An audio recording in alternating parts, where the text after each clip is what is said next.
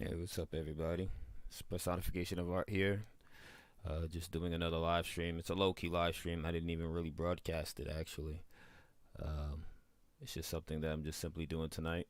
So, if anybody catch wind of it, catch vibe of it, then go ahead. Just doing a little bit of another vibe and draw, actually. Um, I know I'm going to have a few people pop in and out, so we're going to be chit chatting. And do tell me if my audio is a little off, actually. Um, yeah, I did a bunch of uninstalling and reinstalling of software, so um, things might be out of whack. I'm actually really exhausted, with all the things going on, all the news, all the changes that are going to be happening, more on a personal tip than anything else. Don't mind the roach braids. I'm just trying to grow my hair out, actually, so I got a bit of a decent fro going on. And hopefully I'm not muted again. I like to mute myself. Let me drop that down just a smidge.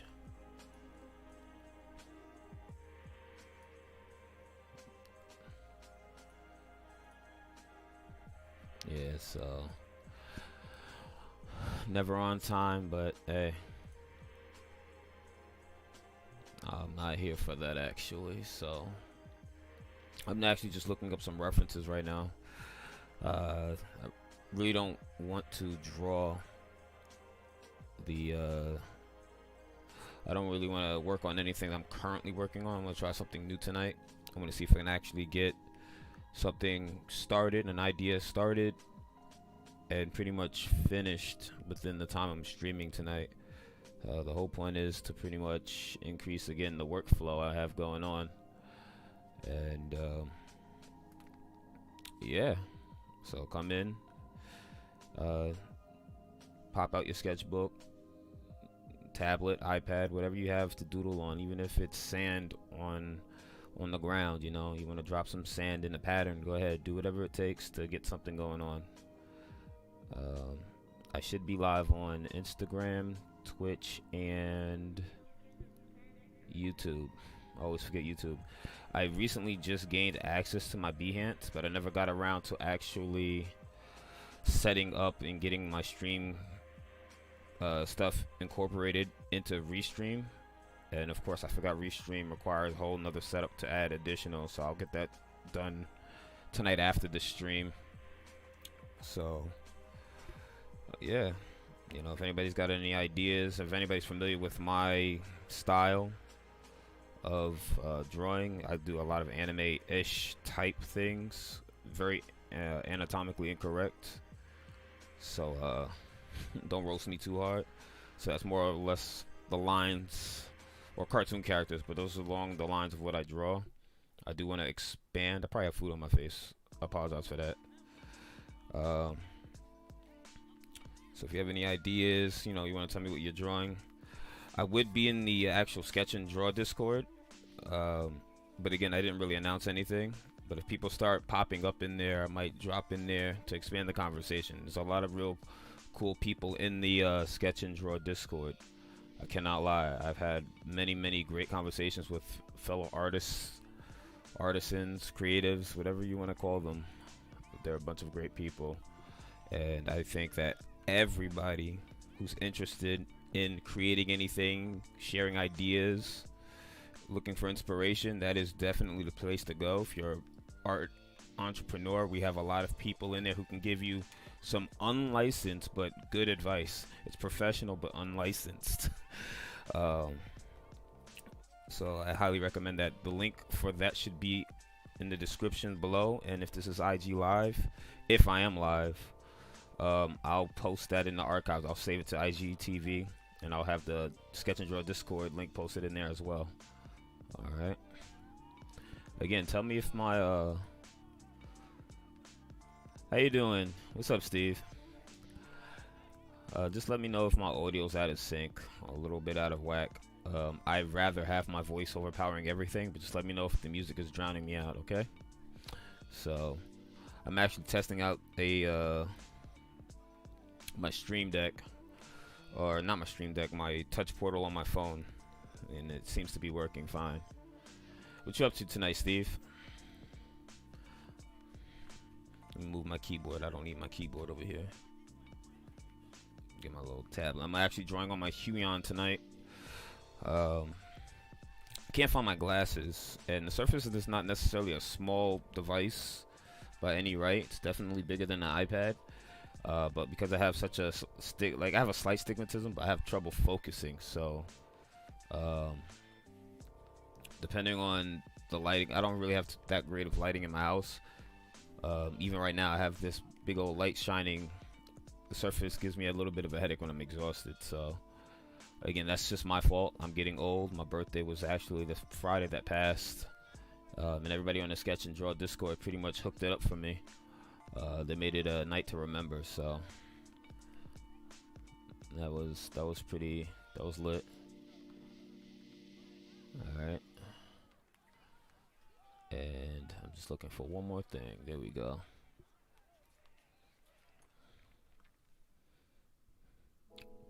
I should actually post that I'm live. No, they can see it. People can see it. I'm definitely gonna get the bot working. All right. I want to do some more actual Yu Yu Hakusho drawing, so I'm gonna look up some Yu Yu Hakusho inspired stuff real quick.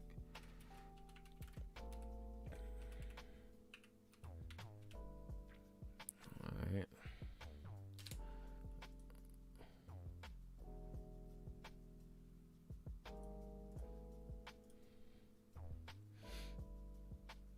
I think I want to draw Yu Yu Hakusho simply because IG Anansi showed me an image of, I think it was a game that it's like a gacha game. It does basically different IPs, anime IPs. It's like a card game or something, and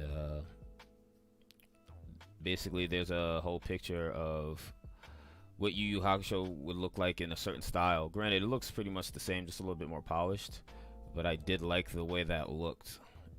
Yusuke definitely looked a little more refined in that image. So I'm just looking. Let's see.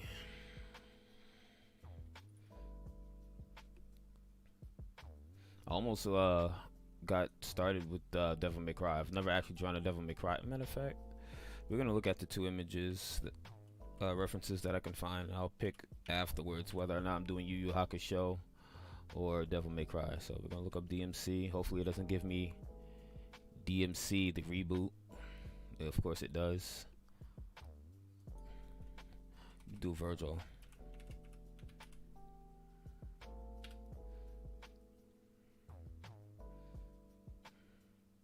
And I might actually try more of a dynamic pose rather than just standing there with your with the legs crossed. So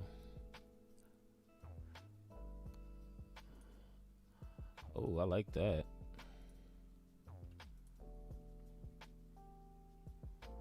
Oh yeah, I'm definitely doing Virgil from DMC, or a Virgil style character, which is just another excuse to say, hey, I can't draw that well.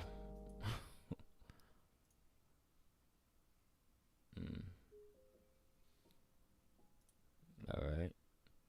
Again, if you guys are drawing anything or doing anything, have any ideas, I'll stop mid sketch and switch over if it's a good something inspiring for me. Again, I'm just vibing out tonight. Hey, what's up, Too Tall? How you doing? Yeah, I'm working on that. I'm not gonna go into that tonight.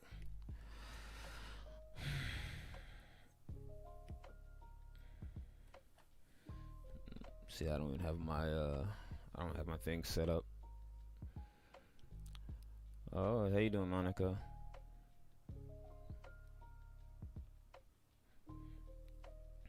Yeah, I went low key with streaming. I had so many things going on today. I decided, hey, people tune in, they tune in. I didn't get my bot working to broadcast the stream tonight. Again, it's more of a vibe and draw. As I mentioned before, I'm a little exhausted simply because there's some big changes going on in, I guess, my personal life, where I'm going to be moving, as I mentioned earlier. And hey, You do what you got to do. If the cost of living is that's not the if the cost of living is a little bit better somewhere else, better opportunities, you got to try to take that risk. Uh, yeah, I'm gonna miss New York, but let me go a little cooler since.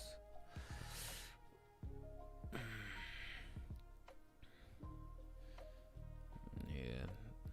Again, this is gonna be Virgil DMC inspired. Yeah, I'm actually. You could probably can't tell, but I'm beat because I have a lot of thoughts going through my mind. So this whole vibe and draw, again, it's gonna help me decompress. At least hopefully it will. It's just a big move, big move. Oh, I have to see my chiropractor.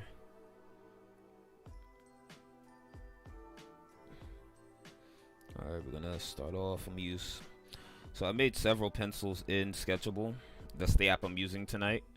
It's Sketchable by Silicon Blenders or Benders. I believe it's Silicon Benders. I mention this every time. I'm not sponsored by them, but I really do like the app. How you doing, Dave? Got fancy Dave in the house. I'm good. But so yeah, I'm using Sketchable, and the app is a Windows 10 platform exclusive. I don't know if they're going to expand or move it to mobile at any point, but it's a real easy to use sketching. You can get some pretty good finished products out of it. At least what I believe to be finished products out of this application. It basically simplifies. It simplifies the drawing experience. You don't really have to worry about too many tools, too many layer effects. You just draw. Your instinct should be to draw, and whatever tools you have, you play around with them. You might get something going. All right. What you going over? Appreciate that. IG Anansi says audio is clean and visual is clean. And Monica says I got imposter syndrome happening in my head right now. Actually, I was looking for that term or that turn of phrase. Oh no, I'm just right now I'm decompressing. But yeah, I was looking for that term before, and I didn't remember it. But yeah, it's imposter syndrome. I've actually been feeling that. At least I felt that before, and I feel like I'm starting to feel it again. You ever felt that, Dave?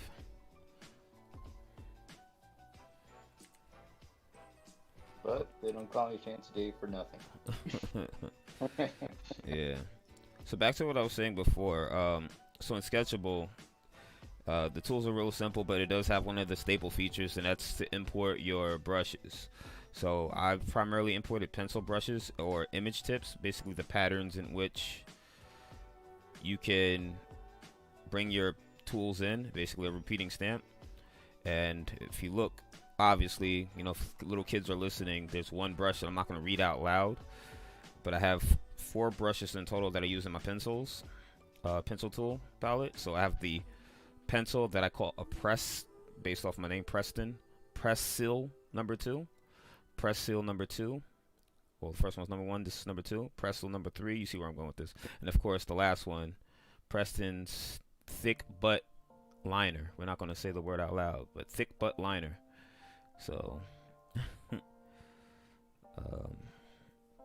yeah, this is the pencil. This is my rough pencil. With pencils, I usually turn the opacity down. But for everything else, I don't mess around with opacity. I mess with flow.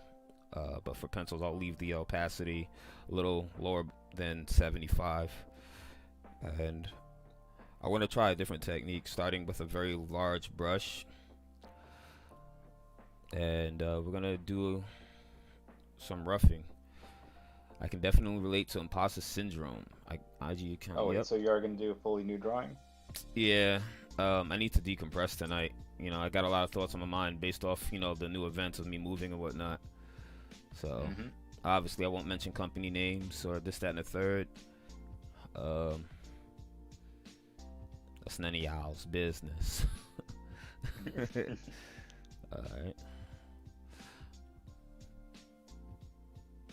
Alright. Willie's time. It's Willie's time. Alright, so we got ourselves. Again, there's nothing wrong with using a reference, you know.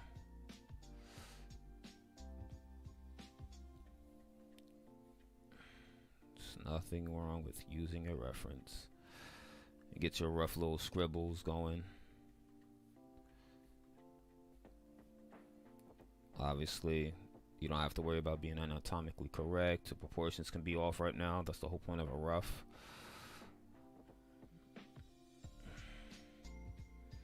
Okay. I do have some advice for people, speaking of the reference. If you're looking at an action figure for posing, I recommend getting one with butterfly joints on the arm. It gives it more range shoulder.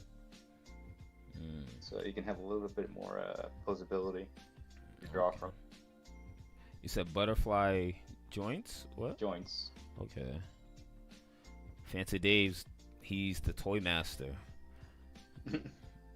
You can. I wish I can show you all of the little toy dolls he's given me and action figures and whatnot. I'm talking about some of the rest of them. Matter of fact, I think this is the second to last. No, this is the third to last gift he's given me. And I don't know where he found it, but bruh, it's a Street Fighter 2 Turbo with Chun-Li art. I don't know if this is bootleg or if Dave's making this stuff in his basement, but I don't know if you guys can see that. He gave this to me as a Japanese gift. copy. It's a Japanese copy. I don't know if it works or not. You know, but I was so urged to do the old school 80s, 90s blowing it out. But I resisted. I appreciate that. Does more damage to the cart. Yeah, of course. Yeah. You know, that's what we do as kids, but we don't know better. So I'm gonna do his arm behind. Yeah. I'm only 32, but I'm 32. So people say, "Oh, you barely remember the 90s." I remember getting dizzy and passing out in the living room trying to sneak a game of Super Mario Bros. 3. Alright, so his hand might not be seen, but I don't really want to continue to keep hiding hands. Like Dan said in the chat yesterday, you know, draw a little bush, or somebody else in the chat said draw a little bush over the hands and feet, because, you know, us artists out here complaining about drawing hands. No, I don't like that either.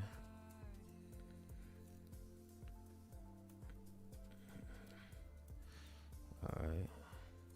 So this is where I'll actually break out and do some weird stuff myself. Alright, yeah. And the thing is, I don't look, I feel.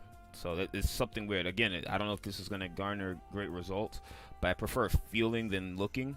So if I need to do a pose, just the strain itself is sending, I guess, signals to my brain, and I can pretty much fill in the rest. Okay. Alright. I'm done. There you go. 2021. Alright, y'all. Have a good night. Nah, I'm messing with you.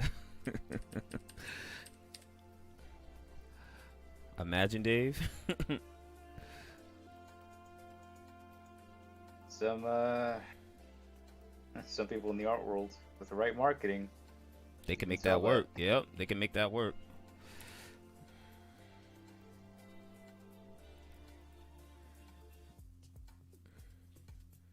Yeah, man. I'm still recovering from that meatball parm. I feel like I have a meatball parm every time I stream. Or I'll only stream if I have a meatball parm, rather. Because the last time we streamed, I just finished and I was sleepy from that meatball parm. Where'd you order from? I ordered from Terra Nova. Down the block from me. Alright. Leg actually wouldn't be there.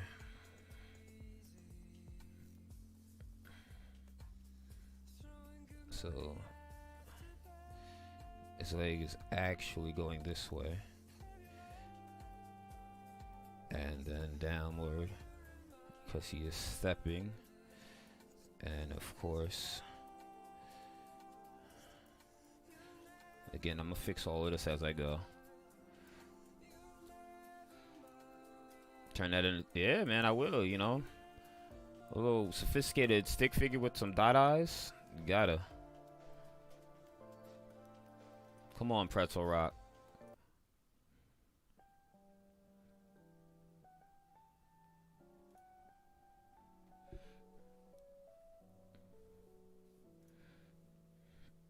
Ooh. All right.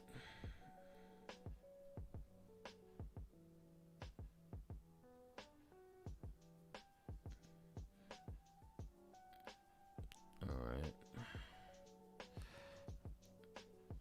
Again, I'm not really concerned about much of anything right now. Just want to get the baseline. And look, I can tell you already, I've got the most lopsided head. Yep. You see this? Flip your canvases. I don't care what anybody tells you. If a plumber tells you to flip your canvas, even though he doesn't do art, flip that canvas. Flip it, Dave. The side. Hmm? I said move it to the side. Yeah.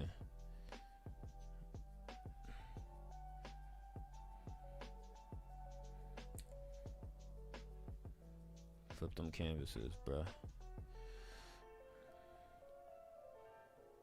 Alright.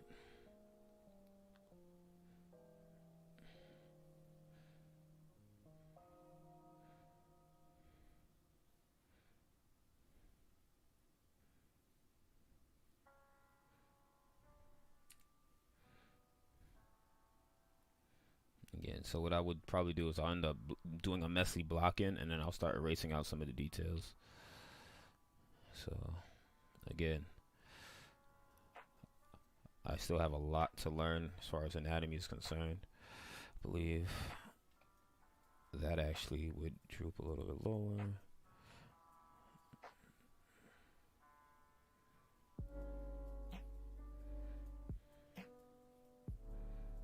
Right.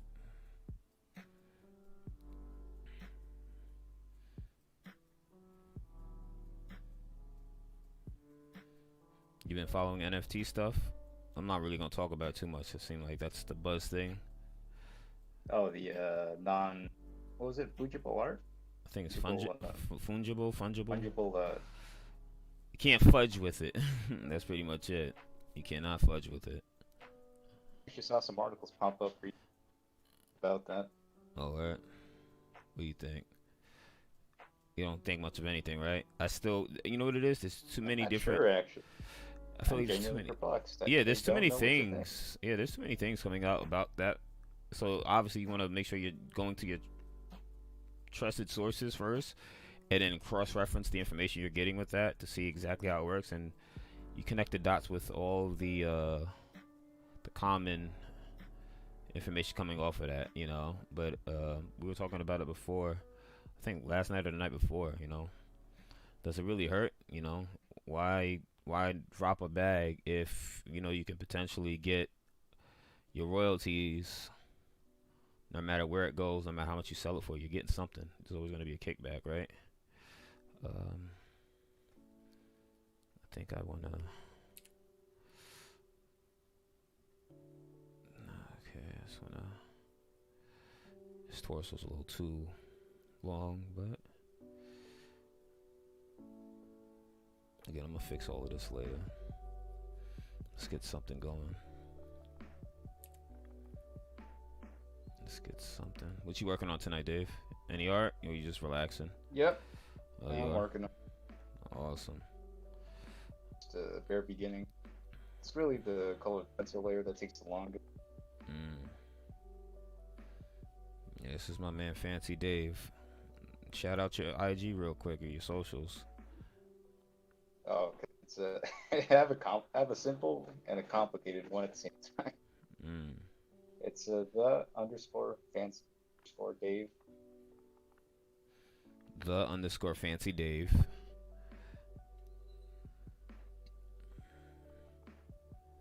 Yep, that's fancy Dave for you. Pinky out when in doubt.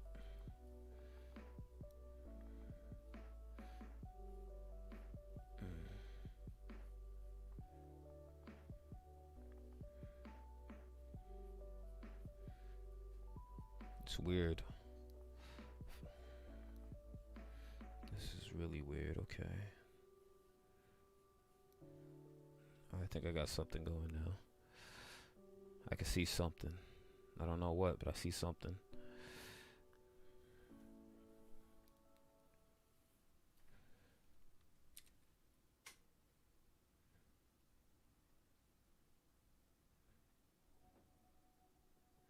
You know what? I wonder. Let me do something real quick. There we go. Yeah, I was lazy. I didn't even feel like redrawing that.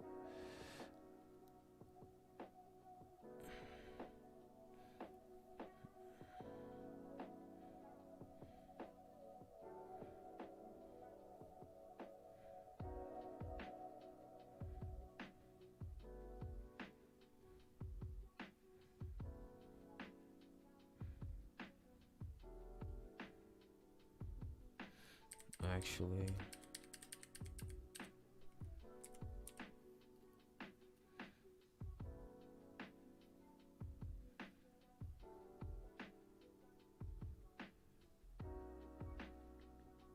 uh-oh, I'm gonna need Oldari's help. I need help drawing hands. Nah, I always block them out. I'll fix those in a minute, and then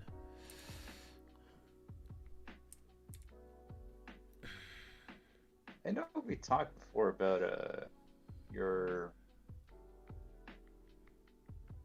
Hold on.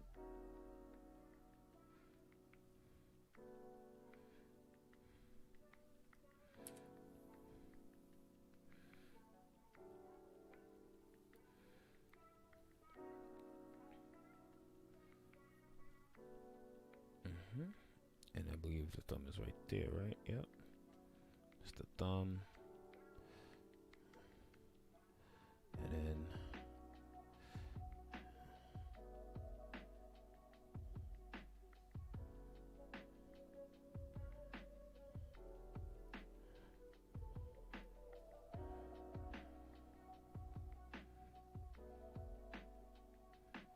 alright.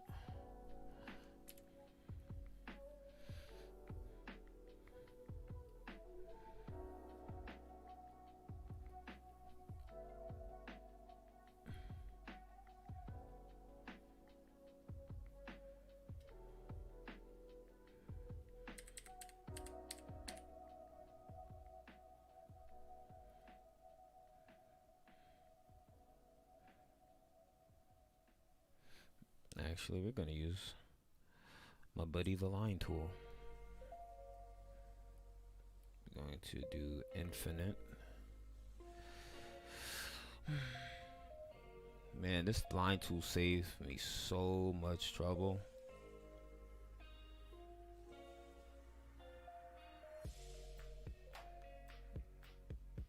Oh, just big straight edges. Yeah. I do wish that there was a quick key for rotating things 90 degrees or whatnot. But There isn't? no. Like not a hotkey to rotate the tool orientation. Alright. But that could be another suggestion. Alright. And instead, I want the sword behind.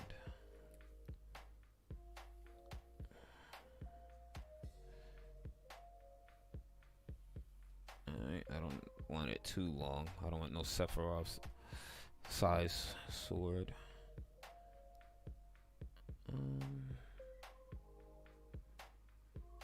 Okay, that's going to be the edge of the blade. And we are going to Unflip. Oh, wrong layer. Let's go back.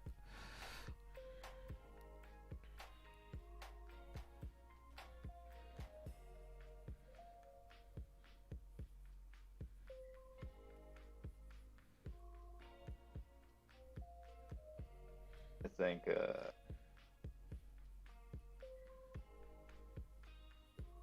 I remember there was a gag involving sword. I think it was in one of the John where I think he tries drawing out the sword in a very enclosed space, but it gets stuck on like the top of a doorway No, when he really? tries to swing it down. You said I John don't know if it Woo? was that movie. John Wick. John Wick. One Oh, of them. don't tell me nothing. I didn't see that yet.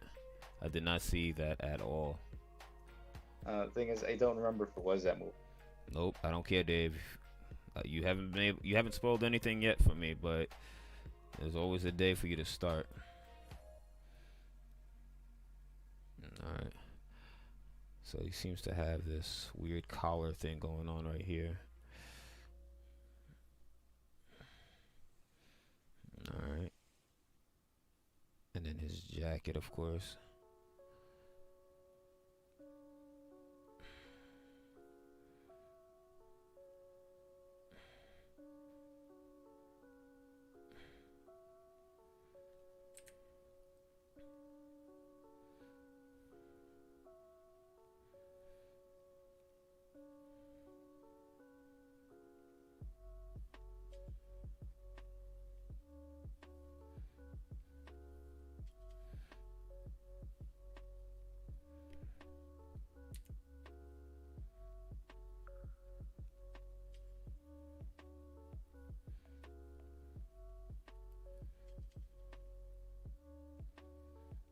You know, I actually want that to be right there a little bit. Okay.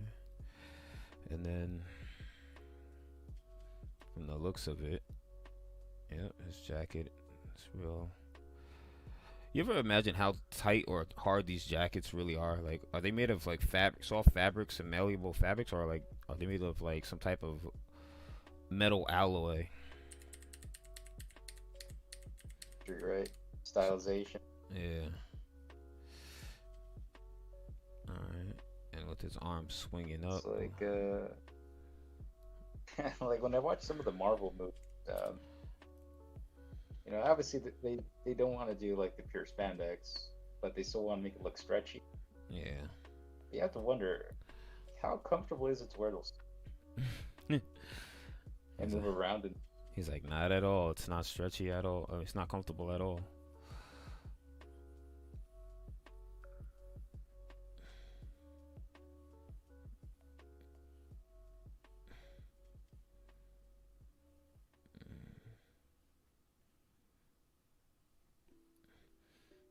Yeah, man, it's really I've been searching for like an apartment down there for so long though, so it's like I'm afraid of, the last thing I want to do is move to an apartment one with a bunch of roaches. I can't go back to having a bunch of roaches. I haven't had roaches in years. Um, and then the second thing is I don't want to move to a neighborhood that, I got to worry about, whether or not my daughter and her mother's going to be alright.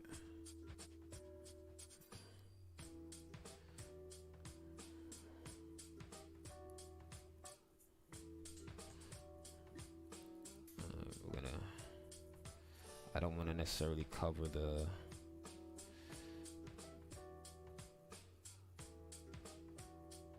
Actually, And I think most people are creative in one way or the other. A lot of people feel like they have a book in them, or they have a song in them, or they have a TV show idea. And you can sit around and talk about that all you want. But until it is actually reality, it doesn't count. oh, I'm so getting flagged off of this free music. You could tell. You could just listen to a song that's supposed to be copyright free. Like other than that little waiting to start music I played, This is all stuff being played off of Pretzel. So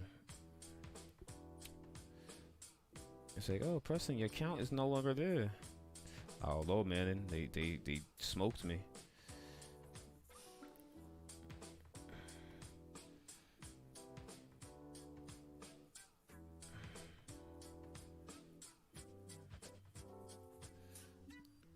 You know, I mean, when I was younger, I don't know how many songs I half wrote, but never quite finished, and never. And I feel like this song is listening to what I'm saying. As he starts talking about what I'm saying, it's like, oh, that's why I made my own beats. It's like, oh, I made my own music too, bro. Yeah. Finish it and then put it out into the world. I still want to know why the rent is so low in Pennsylvania. There comes a time. Like, why is the cost of living so low? Is it like a bad job market overall? It's vital. Otherwise, you're just holding on The real question is, why is it so low in the area you're going to move to? Well, I looked in a lot of areas. Dude, 3 bedrooms, $1,300. $1,300. Shit, I'll move in with you. Yeah.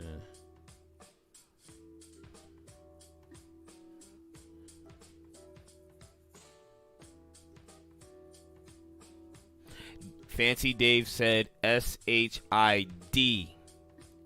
IID. He didn't curse. Right, Dave? Yep. Yeah. D at the end.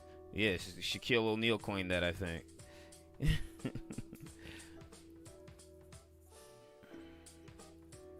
Bad Dave.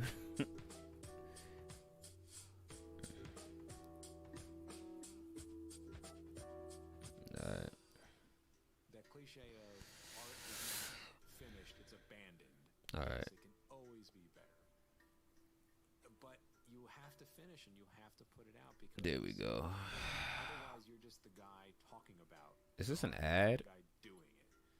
You get or better by doing it, finishing a it, learning motivational the process, speech? and moving on to This the is how next. this is how they pay for their free license music. They incorporate ads into the song. That'd be clever, right?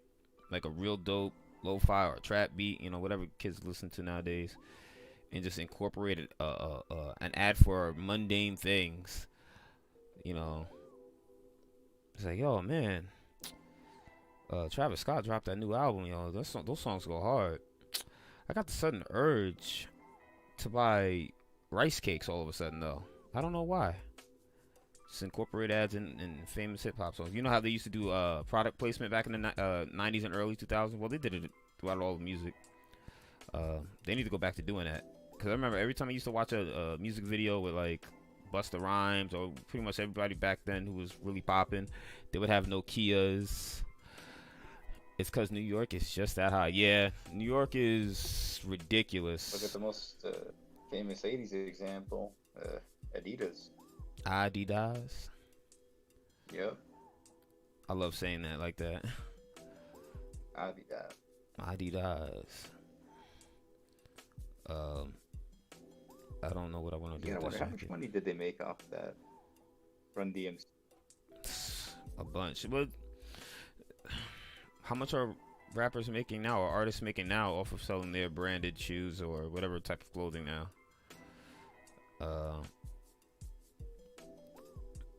So, you know, I'm pretty sure it's pretty much the same. And everything else feels like, yeah, definitely. Everything else feels like a steal, 100%. Ooh. Let's fix that.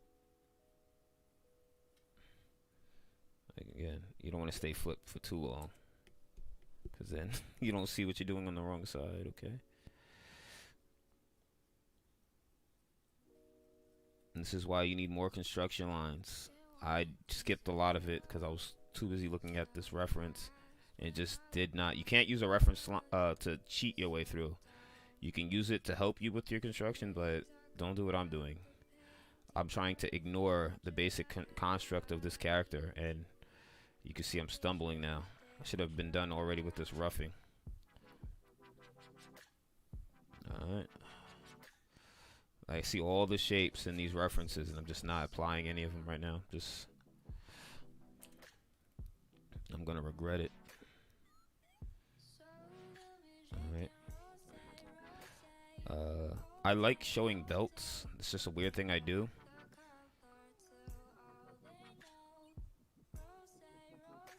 Or buckles. I like showing belt buckles.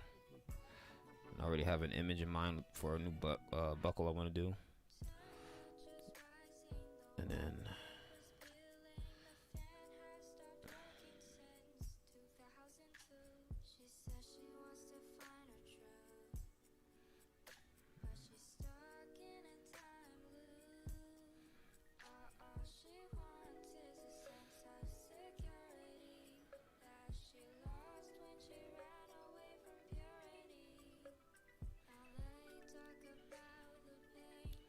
alright.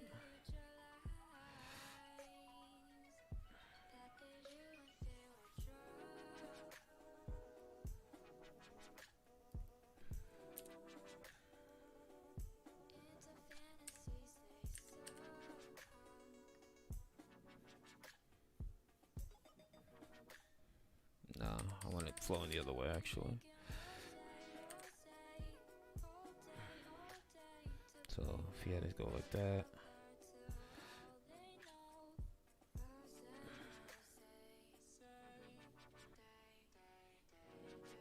Alright, so it'd be right there. I always find it like when I see like a flow, I want to bend the flow, but then you end up breaking the flow of the entire image. So that's what I'm doing now. So guess what I'm gonna do? I'm gonna erase all of that.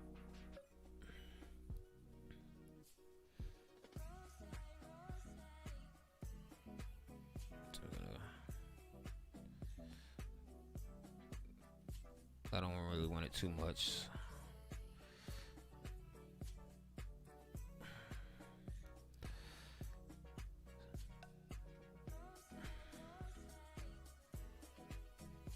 I already have an idea now. So you remember Karasu from the Dark Tournament? The one he's the guy with the mask, right? Yeah. So you remember his cape? I don't get what it is. Maybe it's just a bat thing in anime, but they always have those weird. Was it a cape or was it a coat? It was like a cape coat.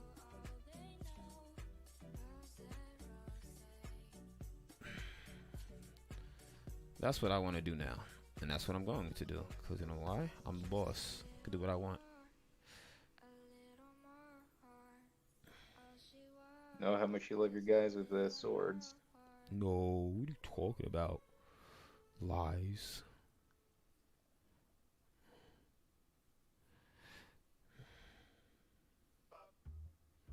Especially if their names happen to be Virgil. I need more power. I fixed his cape. His jacket another time because I didn't fill out a lot of his torso. Because this goes right here and then right here.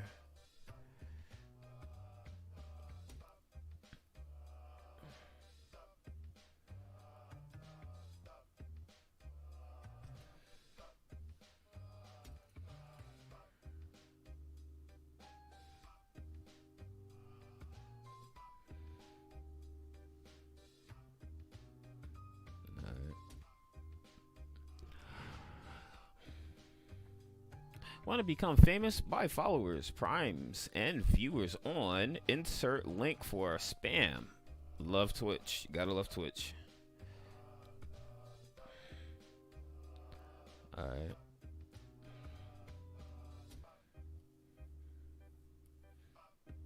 Alright,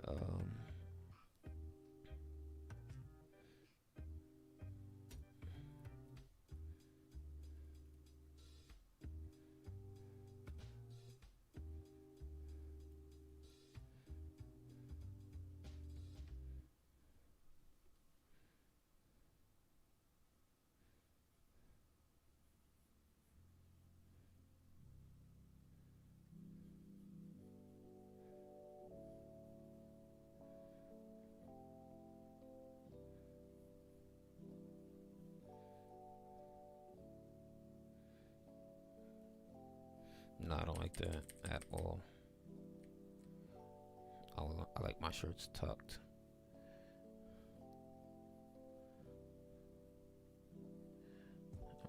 No, Nathan Drake. Say it again. That's a no Nathan Drake here with that half Turk shirt. It is what it is, right?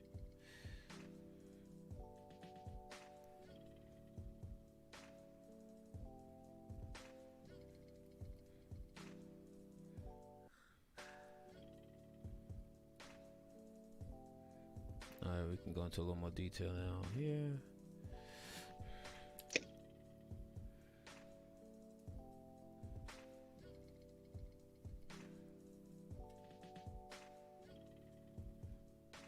Back on the subject of swords, who are some of your favorite sword-wielding characters? Man, you asking these questions, trying to expose me out here to be a mainstream woob. Is it woob, weeb, weeb, woob? Weeb, woob. You already know Aoshi, Yep, Kenshin number one. himself.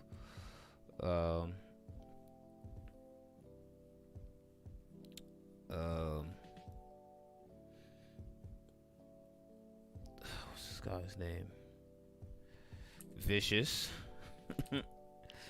You know, that's definitely a given. Because nobody would like him if he didn't have a sword and a vulture. You know. Alright.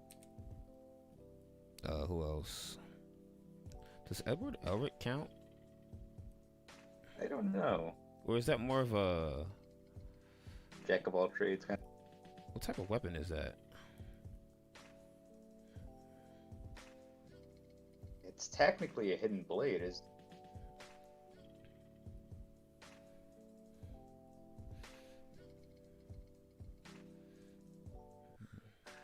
We're gonna give this guy the emo boots.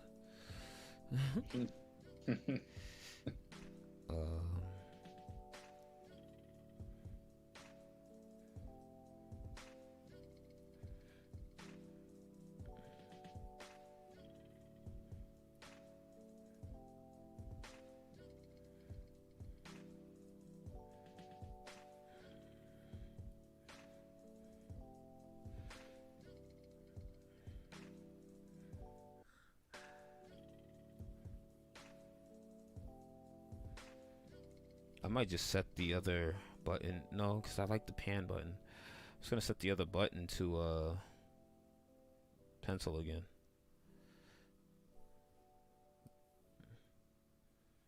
You gotta make your comeback, Dave. Digital art. It's calling you.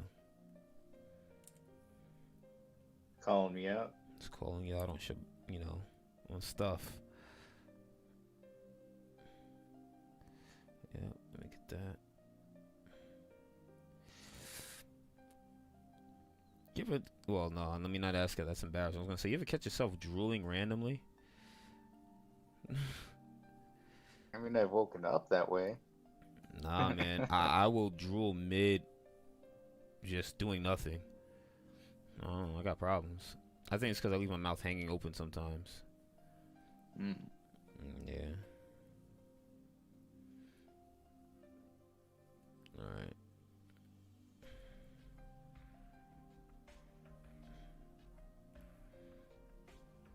Alright. Get rid of some of these. Alright. Alright.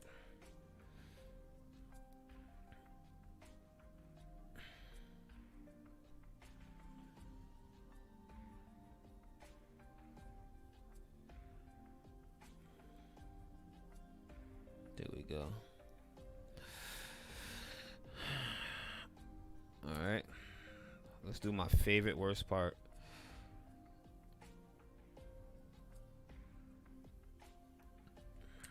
Let's go down the middle.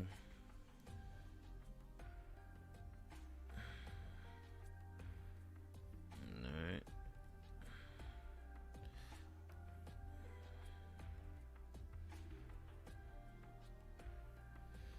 Alright, so you get your chin, your nose, your eyebrows, your eyes.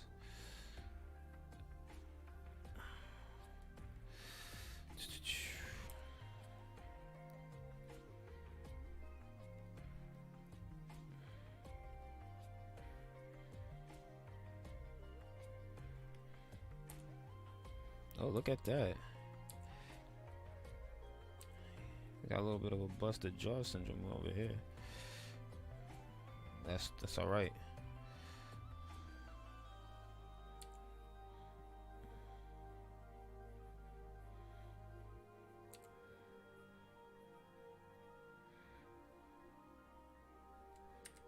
I was telling you about that movie I watched, The Warlock. Mm-hmm. Don't really want to spoil anything, but too much. uh, the movie deals with stopping competition, and one of the ways to stop him is apparently anywhere he steps leaves his feet vulnerable. So if you find like a footprint, it's a nail down nail, it will actually cause pain to his feet. Really? What?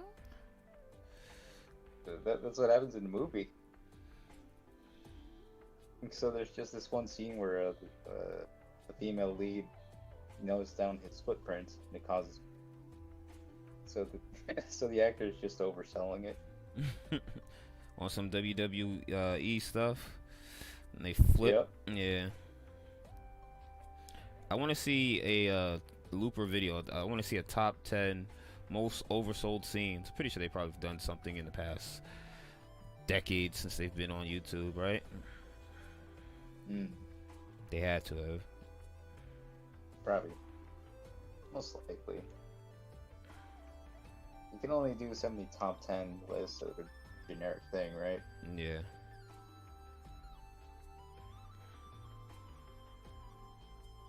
And of course, you know me. I gotta give him the cool little swoop in the front.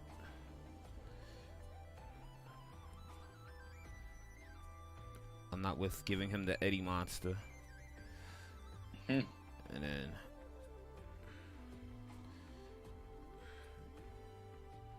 It's still a fun movie though, Warlock. It's free to watch on the website. with Tubi or Yeah, Tubi? yeah. Alright. Actually, they put all 3 movies. Third one doesn't have the actor as the villain.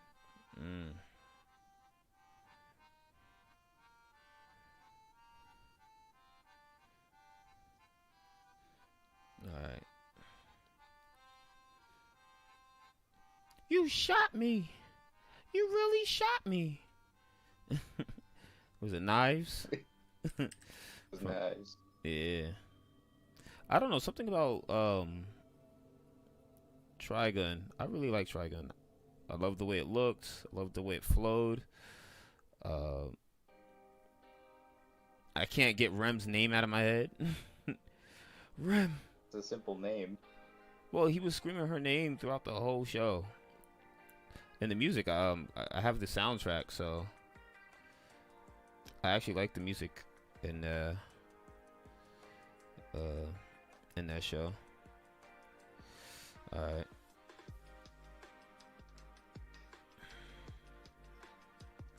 Talk about a show with like just like mood whiplash though. Oh yeah. Sometimes it's like hijinks and like, oh damn, dark. And the thing is, he embodied like the comedic thing. He embodied that so well. Like, cause what happens? Comedians tell jokes through their pain, or they'll tell the truth through comedy. You know, the rough truth through comedy, and it's amazing. I love Vash the Stampede, Humanoid Typhoon. Knowing me, what did you say? Knowing my bullets never missing their mark. Yeah, man. You know something I never noticed until I was watching some of it. You notice when he says love and crosses his finger. Yeah. I used to love how when he used to get drunk. He's not actually doing the peace sign. He's crossing his fingers. Yep. It's a contradiction, you know. And they also, and maybe it was the way it was localized, but the constant theme of contradiction or being a hypocrite was in the dialogue heavily. At least again in the English localization of it. You're a darned hypocrite. I'm not gonna say the other word. Little kids watching.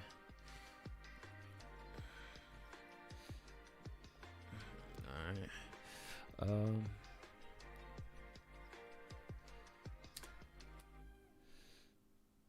Yep. So his thumb would be right here. A little thumb.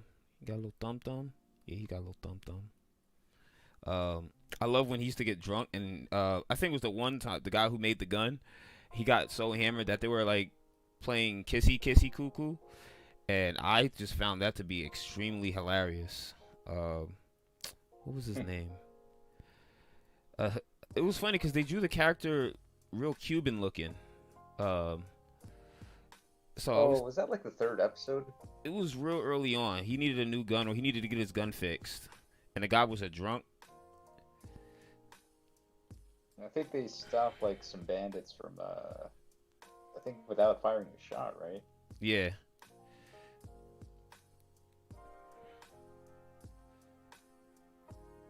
Alright.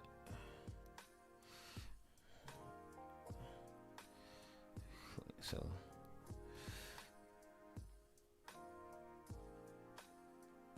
Okay.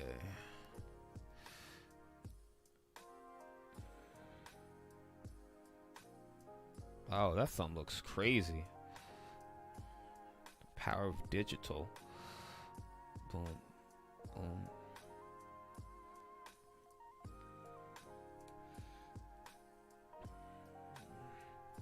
Look how long my noodle arms are.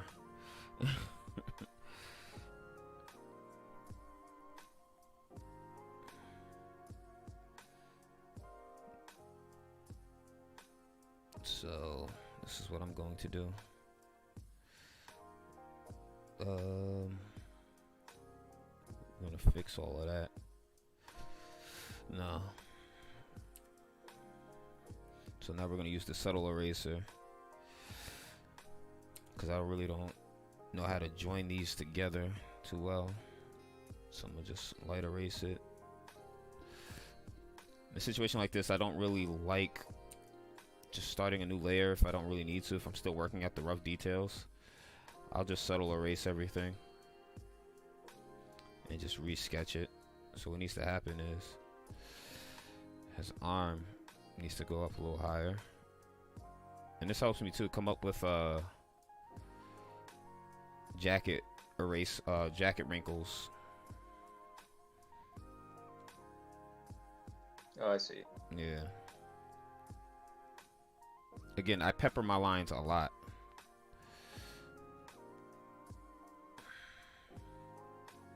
And I did say, so I can cheat. So I said his arm was going to be behind his back, so we're gonna cheat now.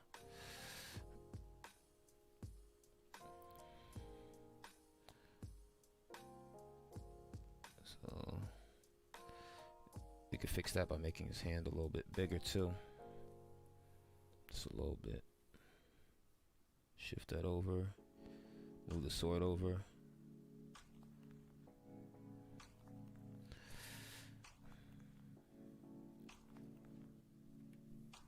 And now we. Man, I had to look up that scene. What, the drunk scene? Did you shoot me back? Did you shoot me? I can't believe you shot me. And then he left him for dead. He took his gun and ran with it, right? He just left him. Yeah. that Oh man. Well, I do have all the episodes. When they so I'm meet up happy. again the second time, Oh, towards the end, doesn't right? he ask him like, "Are you going to shoot me again?" Are you talking about in the manga or the anime? Because I know you put me onto the manga being way different. Oh yeah, the ending is completely different. Yeah. I used to know that song he used to sing too.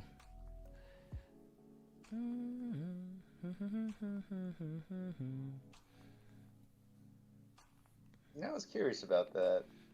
They never did a full English translation of that song. You sure? I think. Let me check. Mm-mm. You sure? what you've heard is all the Covers. recorded. Oh no, Dave. You telling me it's all been a lie?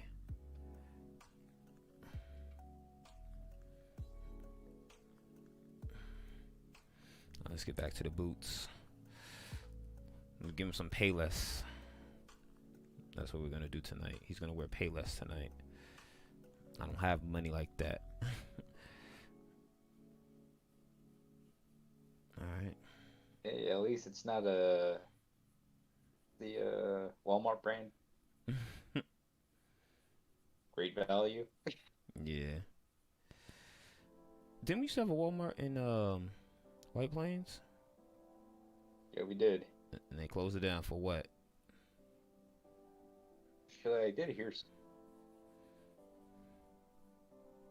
I think someone told me they didn't want to pay for the repairs of the building. Pure speculation, by the way. Right. Oh no, an employee told me. Oh, never mind. Well, even then, you still gotta take it with a grain of salt. Yep. People be telling lies. Alright, he's got this weird doohickey on his boot.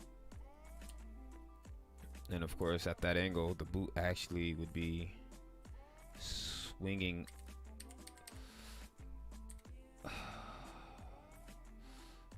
straight. Yeah.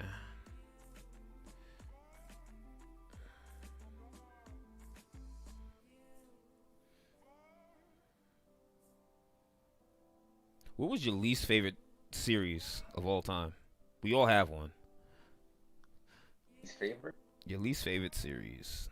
It doesn't have to be anime. It could be any series. What's your least favorite series? Of anything. It could be cartoons, live action, anime, anything. A podcast. Let me start. Pretty rare. It's pretty rare for me to keep watching something where you just don't like it at all. Really? I have a series. People are gonna hate me for it. I have a few actually, but hold on.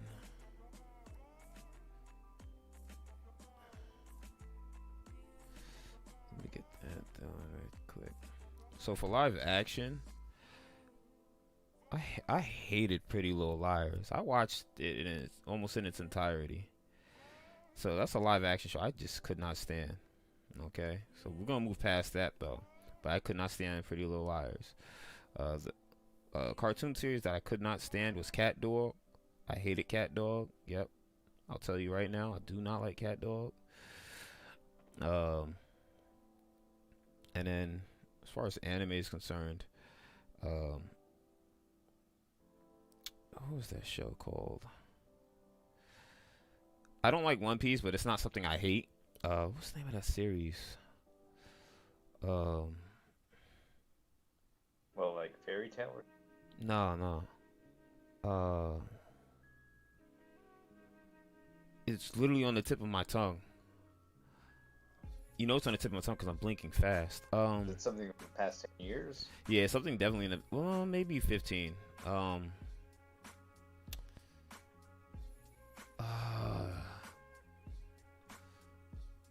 I actually deleted it off my server too, because I actually sat through and watched it just to make sure if I really liked it or not, or if I disliked it or not, and I could not stand it. Was it something that was very long? No, it wasn't that long. Trust me. Let me stop for a second. It's right here.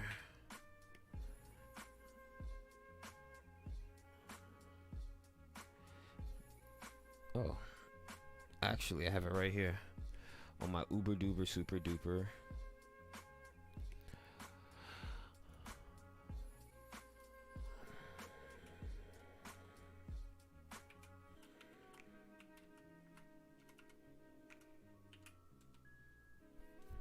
Where is it? Paranoia Agent. There we go. I did not like Paranoia Agent. No, I did not like that anime at all. Um, too out there. it was definitely too out there. Do you even call that a series? I felt like it was like a one-off couple like mini specials. I could not stand. I'd rather watch Attack on Titan, and I don't really. I'm not fond of Attack on Titan, but I'd rather watch that than I'd rather watch the Fox One Piece than Paranoid Agent. I just could not stand Paranoid Agent. Yeah, what's his name? Little Slugger, I think his name was. It was bizarre, and the thing is, I think I don't like it is because it gave me weird dreams or pseudo nightmares. It wasn't even complete nightmares; it was pseudo nightmares, and I just couldn't get over it. And I just knew I just couldn't mess with that show anymore. You know, and it would I always think I air. liked it, but No, Dave. I haven't seen it so long, No. so I can't really give you complete like judgment. No, Dave. We do not like that show.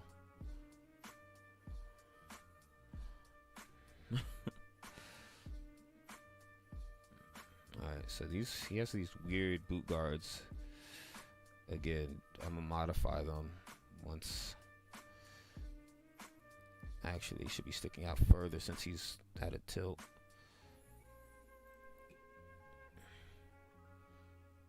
This is still me roughing things out.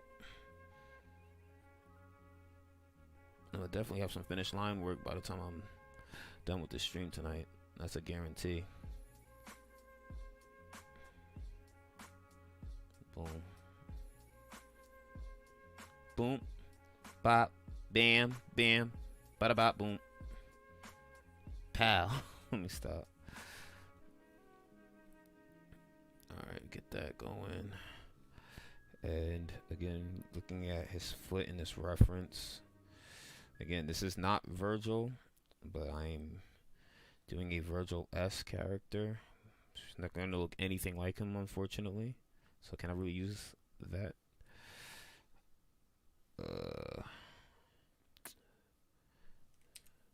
This is what happens when you draw zoomed in for too long. You see his legs? His legs are broken. Let's fix that.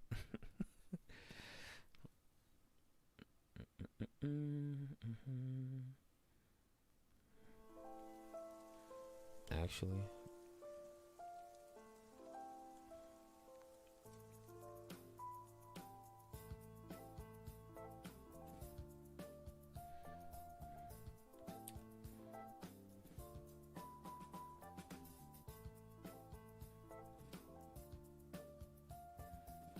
thicken them up a little bit. Then there's the shows they would air if you're having, because they never aired that.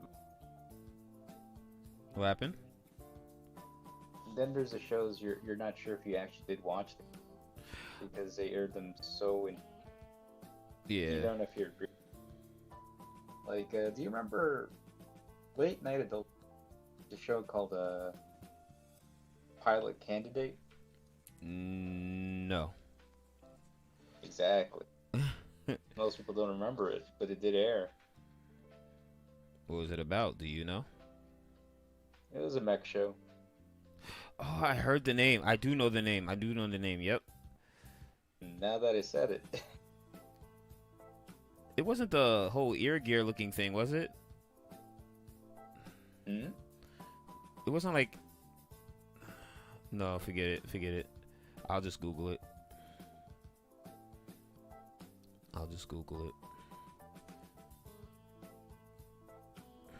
That's his cape.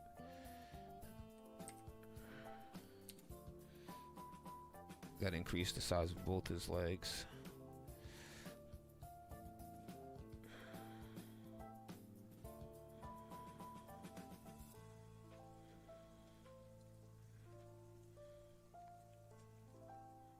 I'm a messy drawer.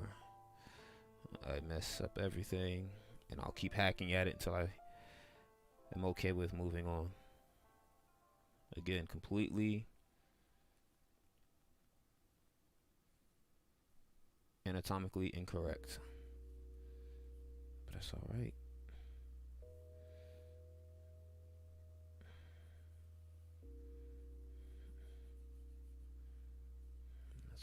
right.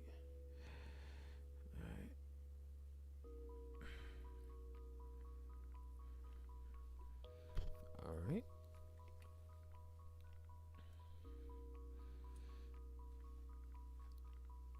That means it worked. That's what Nancy says. All you need to know. All right.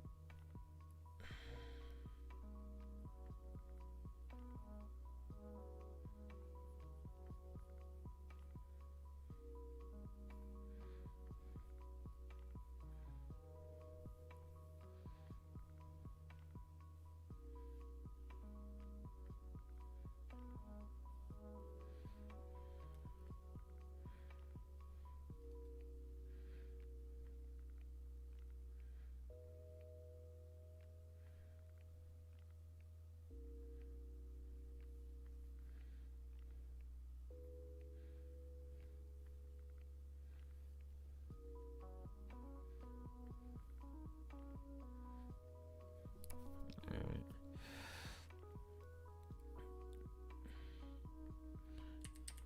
So you should have a wrinkle there, and a wrinkle there, and I'm gonna finish that. All right. Again, I can work on the details now.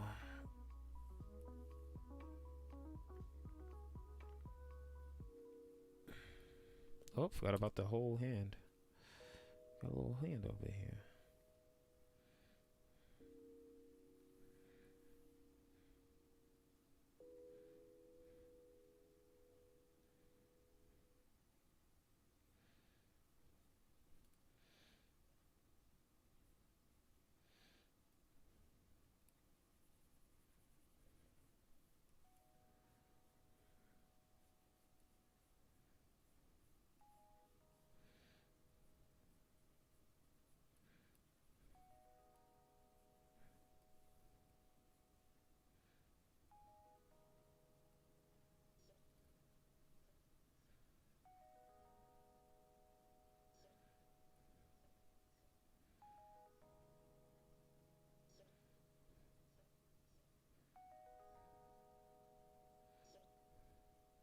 I think I told you about like maybe a week and a half ago. I was like on an alien abduction kick. Mm-hmm.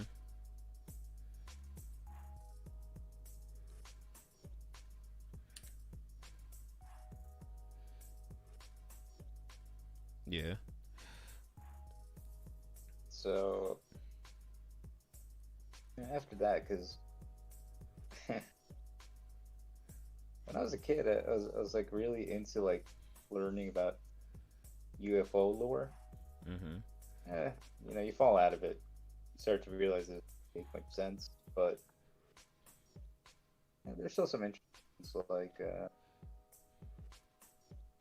did you know one of the earliest modern UFO abduction like reports involved a interracial couple? Really? Never knew that. Betty and Barney Hill. Yep.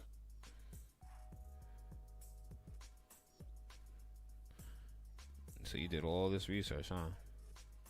No, I already knew that one, but when I was reminded of it again, when I came back into it,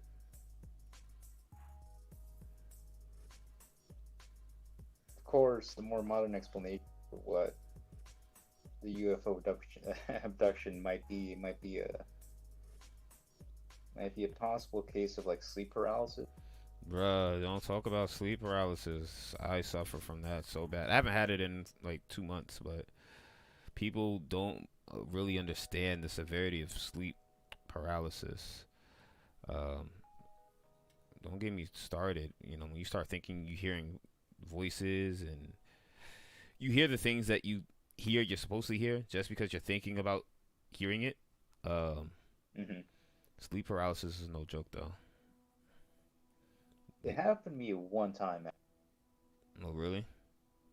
Yeah, but it wasn't severe. It was my experience was I was asleep, but I woke up. Like I could look around with my eyes, But you couldn't move. but I couldn't move my body at all. stuck. You didn't have any paranormal experiences? No, I was aware I was awake, but my body wouldn't respond. I was still in sleep mode. Like I said, I didn't have a severe, just that one time.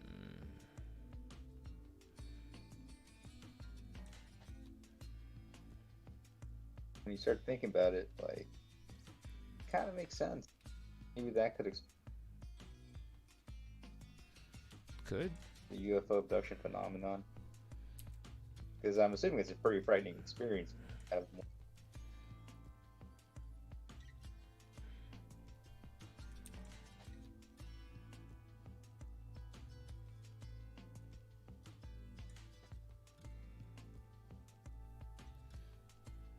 Because even before UFO abductions, there were similar phenomenons reported, like in older times, Europe. What sounded a lot like sleep paralysis was described as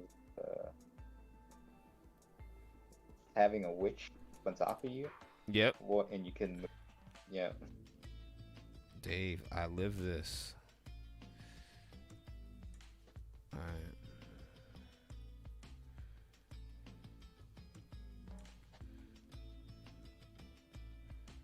Alright. So I already know that.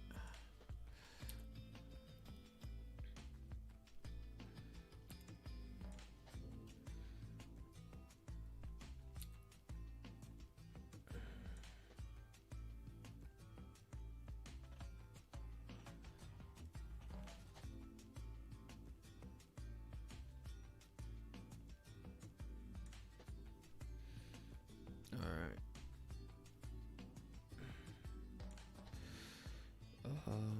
I know that this is going behind, but I still want to give some type of detail on that.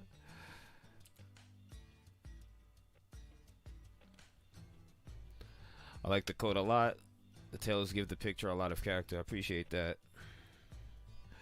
I tend to do this a lot though, so I feel like I'm a little bit cheating when it comes to this stuff.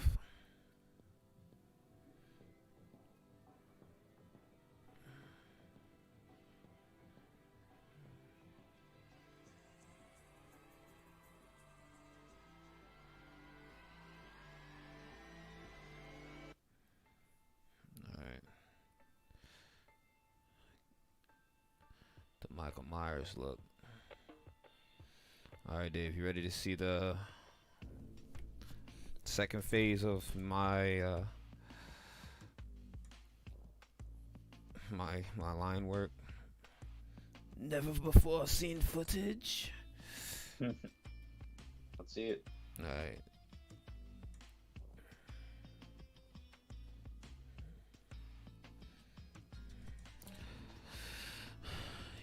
I think he needs pockets though, so no, he doesn't. Alright, let me stop. Jacket needs a little more detail though. You're not too far in. You could always change it to the dark side look, boots and tunic. Nothing.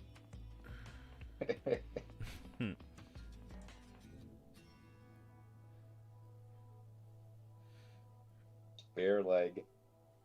What happened? I said it's not too late to change it to the dark side style. Tunic and boots. Just bare legs.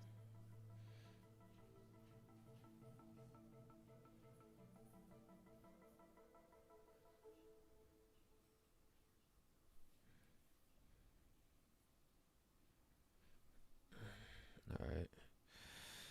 I gotta make sure he still see his neck. Okay. Boom. Alright. Now we can go to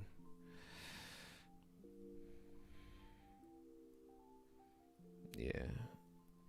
Definitely draw his hand behind his.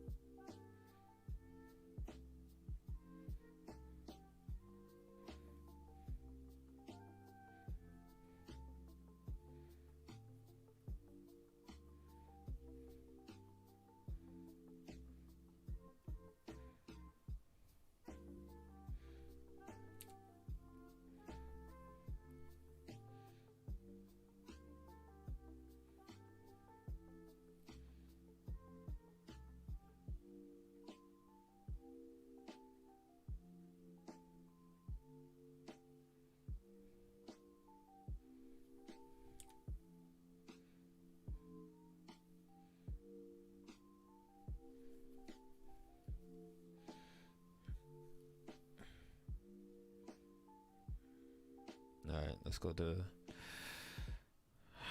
Let's drop that actually.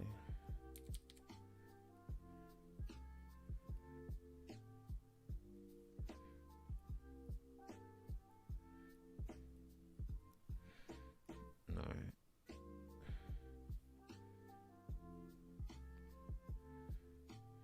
All right.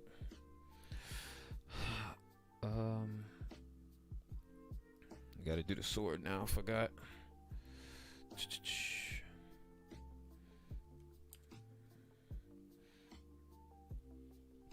Um.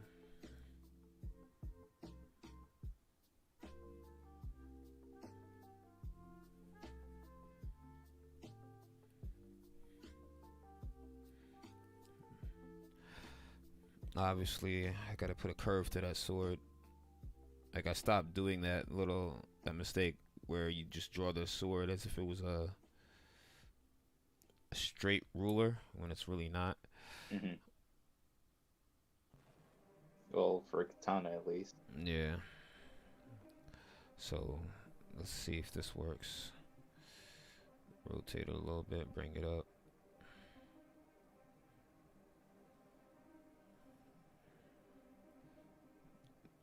Curve it a little bit. And then take this subtle eraser.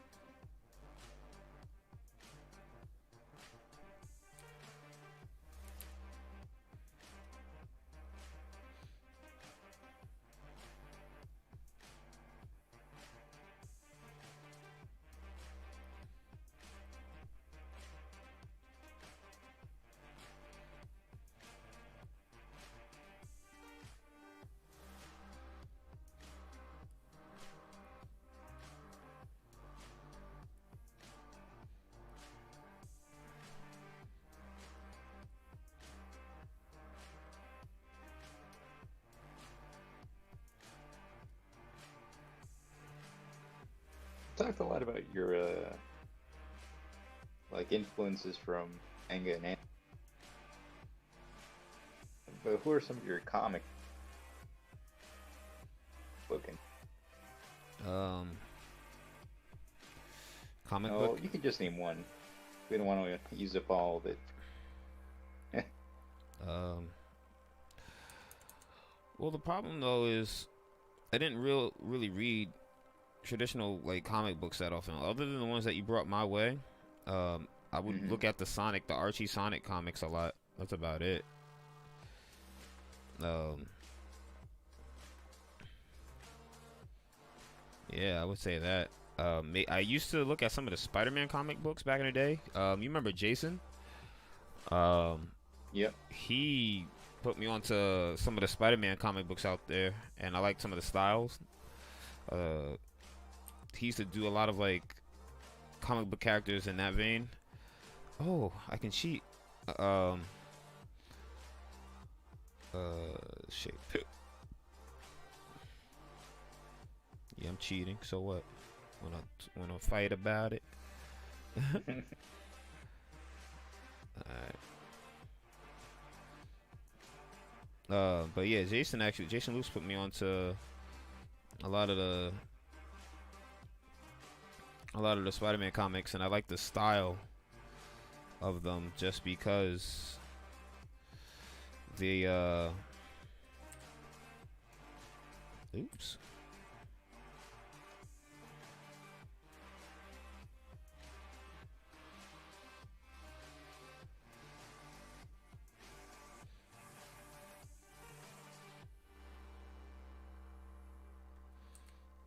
Hold on, I lost the curve to it. There we go. Bring that up even more.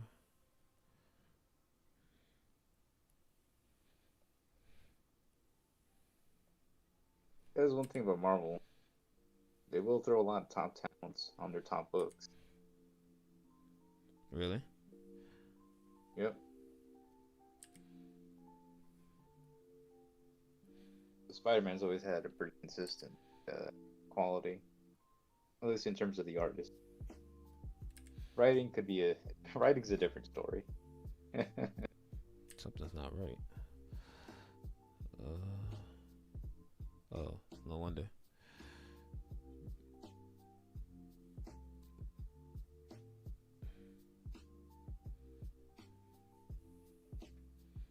All right.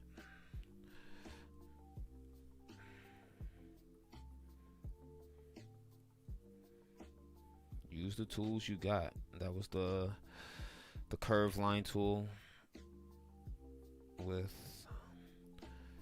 uh, the parallel setting on, so I can pretty much draw to the side of where I need that line.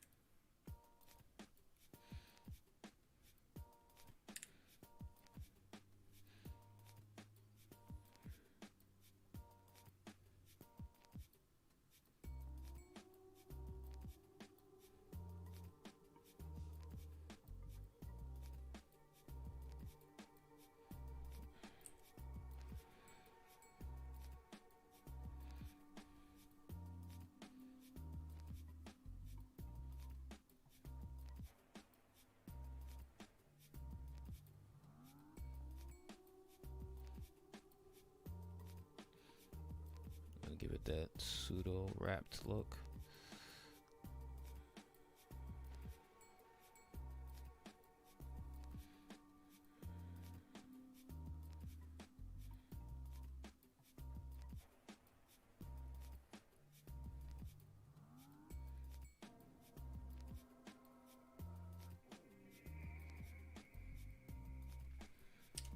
Mm.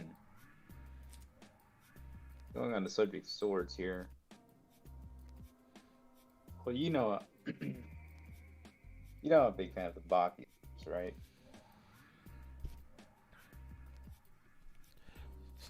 Say it again. Oh no, I said I'm a big fan of the Baki, right? Yep. So in the last, not the current arc, but the last arc that the manga was on, there's a certain famous swordsman appearance. Like, you can say what you will about the actual storyline, but I always found the way he would draw his swordsmanship very interesting. The artist, Itagaki, because Yeah. he would always place like heavy emphasis on how the character would fling it. Like, he would do these weird things. He would have like the index finger coming out if swinging a certain way, or if it's swinging the opposite way, he would have the picking. Put in like very heavy emphasis on very subtle. I'm gonna actually start watching the Grappler again. Then now that I think there's plenty for me to watch out there, I was thinking about just dabbling with the old media. Oh, IGN Nancy asks, what are Fancy Dave's influences and modern favorites too, as a matter of fact. Modern favorites? Yep. So what are your influences and what are some of your modern favorites? Don't see my hero. Modern favorites in terms of what though? I guess manga, comics. I'm also, as much as I hate using the term fine arts. Well, go ahead. Use all of them. Go down the list. Well, one of my biggest ones is Jack Kirby, Yeah. legendary comic book artist, and kind of the actual creator of the Marvel Universe, if I'm being honest. But what I like about him is, okay, so his career spans since the 40s. He was the original Captain America artist, actually, right Er, before World War II. Oh. Well, before the U.S. joined the Second World War. But as he begins to work into the 60s, his style radically becomes Uh, more abstract, you much cut more you cut dynamic. out real quick. Say it again. Oh, The late '60s. His what was the last part? You said his style became radically more what? It became much more dynamic, and in a way much more abstract, really. And that's the period I really like him from. Mm. So that's like one of my main influences, especially the way he would draw machinery, because it's so weird looking. it, What do you mean weird? Like, what type of textures are you talking about? Is it a texture thing, colors, just the shapes, everything? it's really the shapes. It's like it's hard to tell what's supposed to have volume, what's not supposed to have volume. Mm-hmm. It's abstract, but it's aesthetically like it's aesthetically great. He's one of my big ones. Other artists. Yep, manga and comics. Yep, and he says the goat. It's actually this one's kind of like a cliche, but I really love Vincent Van Gogh's work. Like the color, expressiveness, it all just works. Mm. Well, you would know. And the thing is, I'm trying to remember any snippets from your podcast because I remember your Art Bros podcast. Um, you guys did touch base on that. You need to do a revival of Yeah, that. we might be. But if you want to check out the old stuff, you can just check out our YouTube channel. You Mm. can just check out our entire backlog on there. Just the Art Bros, all one word, YouTube. Yeah, man. But he asked for a third one, right? Uh, no, just in general. He's manga, comics. Um, any. Manga. I'm a big fan of the My Hero series, but Oh God, don't get him you knew I was started. trying to get you in on that since Oh you know I my was a fan. God. I don't know what you're talking about. You were one of the first people to be up on that though before it went mainstream. Yep. Hell, I was a fan before he did that series. Manga artist. I was, I was reading that series so early. I was reading when the horrible fan translations were out. Oh God. I The remember original fan manga translations. you were putting me onto that so early, man. And I was like, I'll check it out.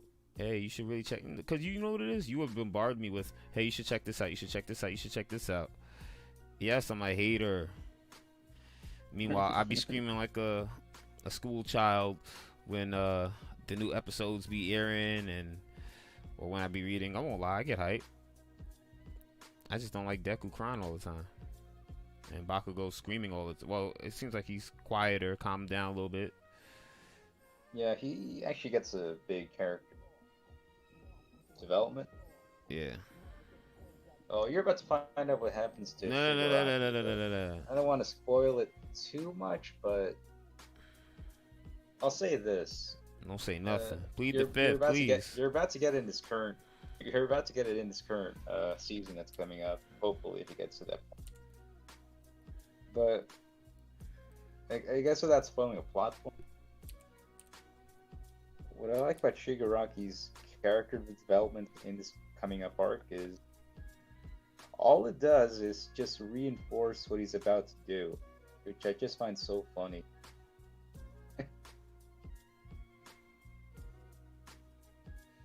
I hate you, Dave.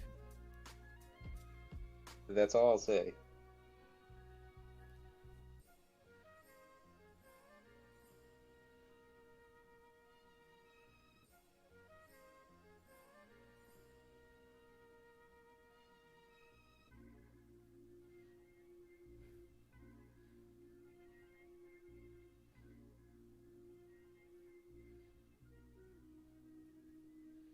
Oh,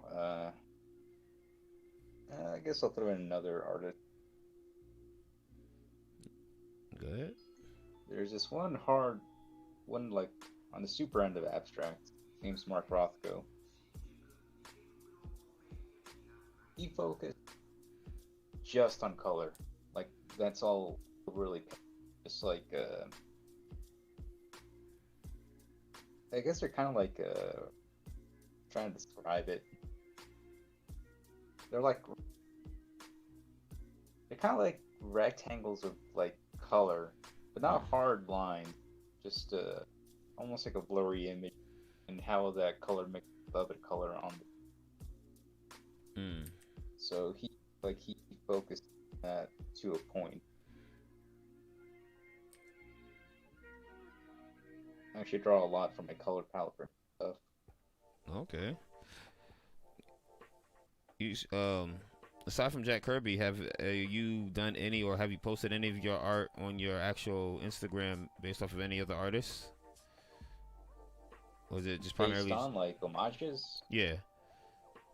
Yeah, I Okay. mean, well, people see I'm on the harder end of abstract, so it's not just those. There's other stuff that I draw from I remember when I first saw. consciously and subconsciously. I remember when I first saw your art, your abstract art. I thought I was tripping off of acid. I was like, "Oh, spoil it! He's done it to himself." Purist. Oh, what? Perusut. Da. I don't know what he's talking about.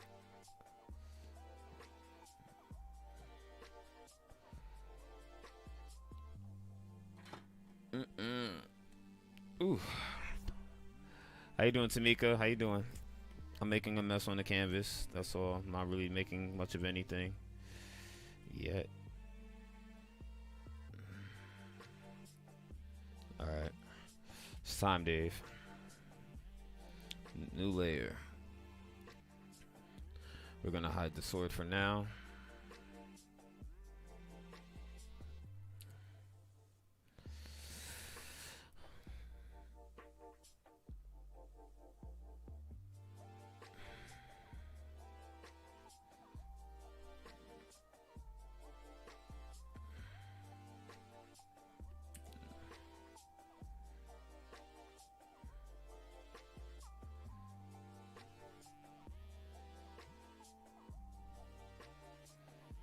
Alright.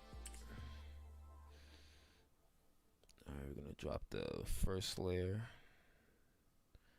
down some. And we're going to work on some details.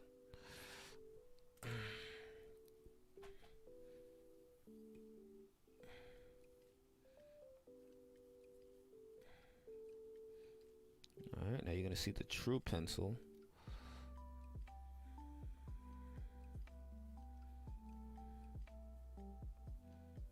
So that's my workflow. I use my roughing pencil first. And some people might say, why don't you just use the other pencil? It's just, I can't block certain ideas out in my head. Let me cheat real quick. Can't block certain ideas out with certain pencils. So, yeah, pencil number 2.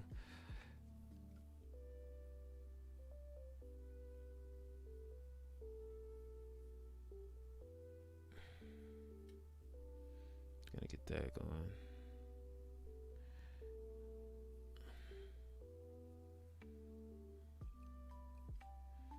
So this is the feel, the paper and pencil feel that Adari might be looking for. I don't know if I shared this pencil in the Discord though. This is the other pencil I like to use. I'm gonna share this in the Discord. I like this pencil a lot. You see what I mean though, right? It has like that pencil, that real paperly texture to it. Yeah, I see it. Yeah. Yeah.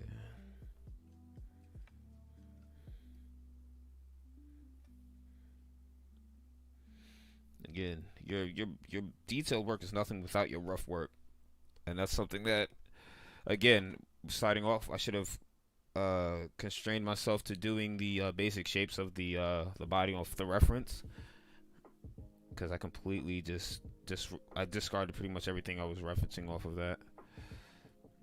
I think that's why I struggled a little bit.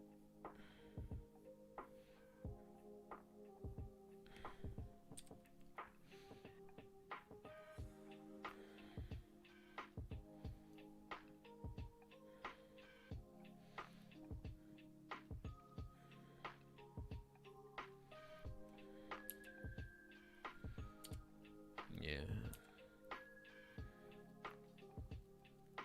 Let's rotate. Oops, wrong button.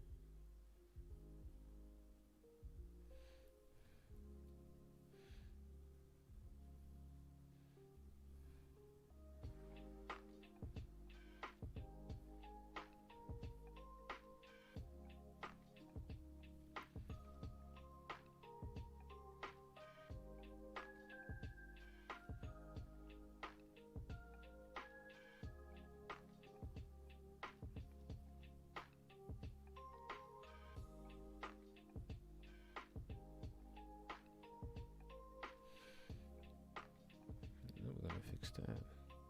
I don't like using the symmetry tool. I don't know. There's rare instances I'll use it. Even for the eyebrows, like I won't use them. I know it'll save me so much time. You want that hand-drawn feel.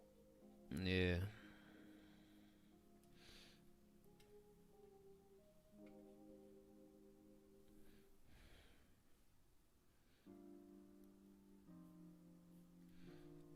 I know we talked about this a while back, but do you think the first Devil May Cry holds up? I think it does. Especially now that we have people out here who like Demon Souls and whatnot. If you're a glutton for punishment, yeah. The problem is the game was great, just like a lot of games are. They lack a lot of the elaborate mechanics, and then you play one with the elaborate mechanics, like Devil May Cry 3. Spoiled everybody, and they just kept kicking it off from there. But I still think one still holds up just because of how difficult that game was, the raw difficulty of that game. I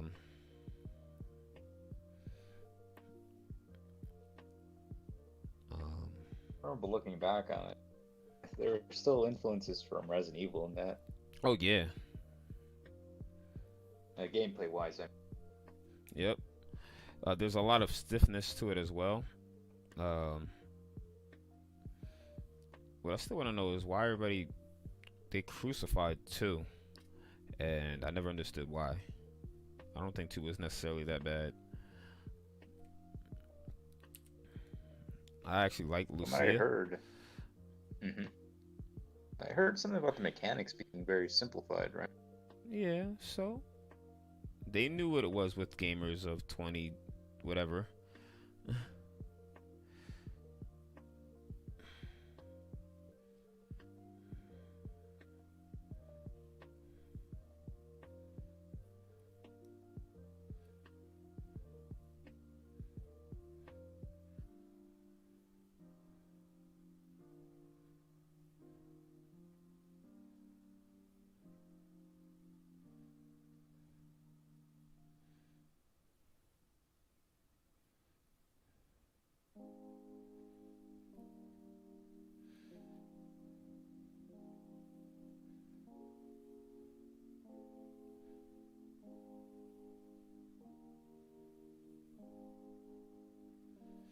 You know what I thought about doing? I'm pretty sure somebody's done it. I wanna pretty much break down or deconstruct what make Asmer videos so soothing, and then go to the, just as a troll for April Fools, do like a fake asthma videos, and it's just a super overgained sound of me sketching on real paper with a real soft pencil, and you hear in your ear. That's gonna be my April Fool's joke. I'm like, yo, man, take a look at this sketching. Yo, this sketch asthma. I might crank that gain so high up, you'll never trust another asthma video again. You gotta get some of those high quality mic. Like, why would you do that, man? I heard every bump of texture from that paper. I listened to some asthma mukbang or whatever, and when I tell you everything sounds like macaroni and cheese in a pot when it comes to asthma food eating. Adult reference. And I don't understand listening to people slop and chew on, especially when it's like meat or soup. Why would you do that to yourself? Why subject yourself to slurping at that many decibels? You know, it's like, yeah, I bought a $300 amp or DAC to listen to people slurp on food.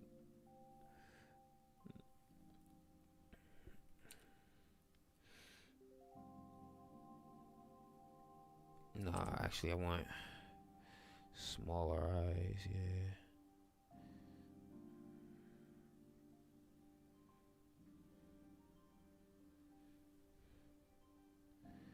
There we go. I bought a setup with a tube amp just to watch YouTube video.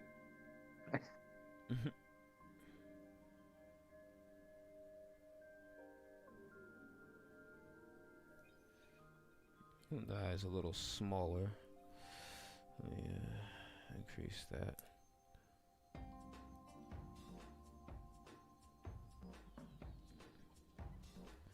All right. Nope, a little bit bigger. There we go.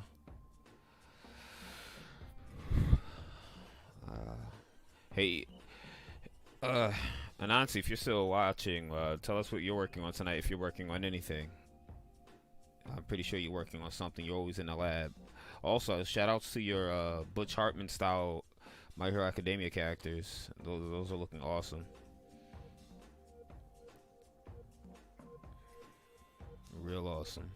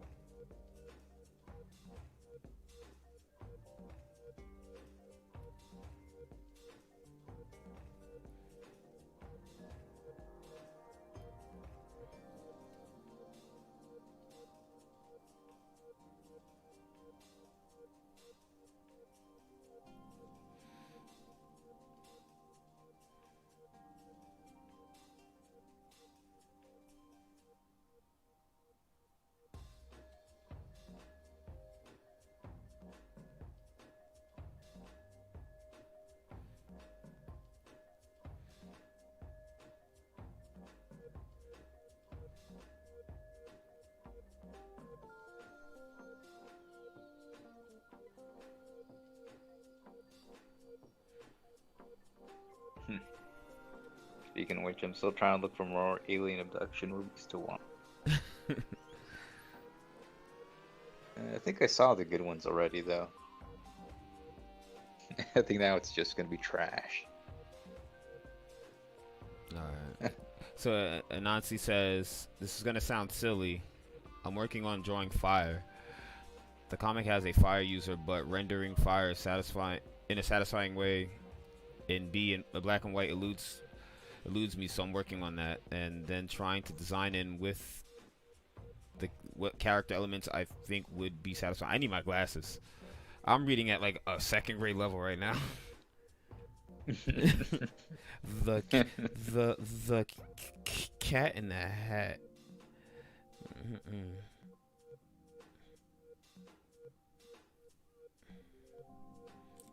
I used to hate when the teachers used to pick on me to read in front of the like. First of all, why do I have to walk to the front of the classroom to read to the classroom when you know that they gonna roast me when I'm done? All you're doing is setting me up to get bullied more at lunch. All right, Teachers. teachers. Some of them were sadists. That's all there is to it.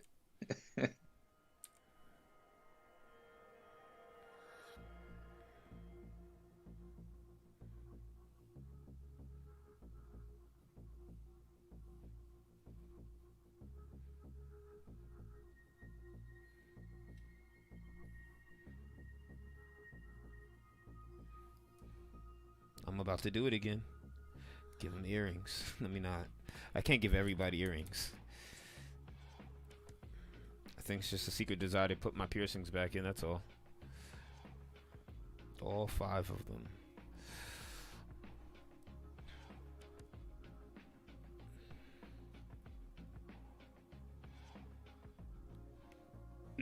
Get some of those 90s style piercing, where it's just a single. Yep. I wonder if my video's off. So I'm going to For what? move left to right.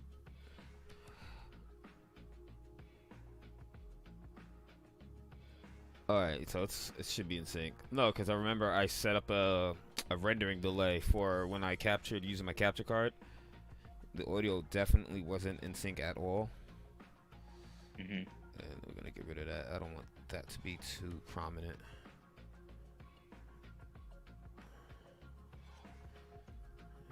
Yeah.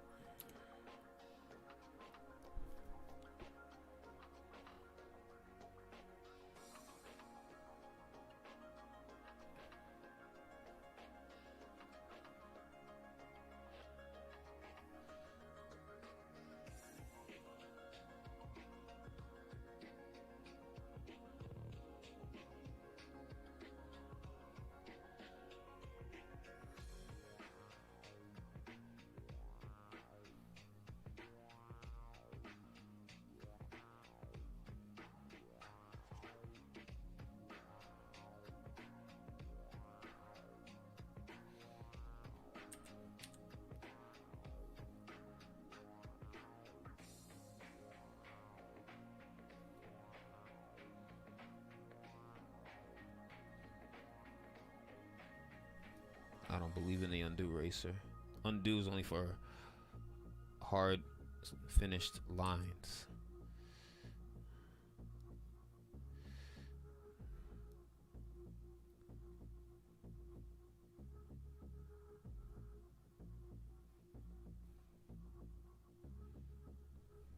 I feel like some of these characters, like even now, I designed them as if they took their own blade and just like, you know what, I'm fed up with this. Let me just cut my hair with my own sword. Like these guys have never seen an actual barber. Never.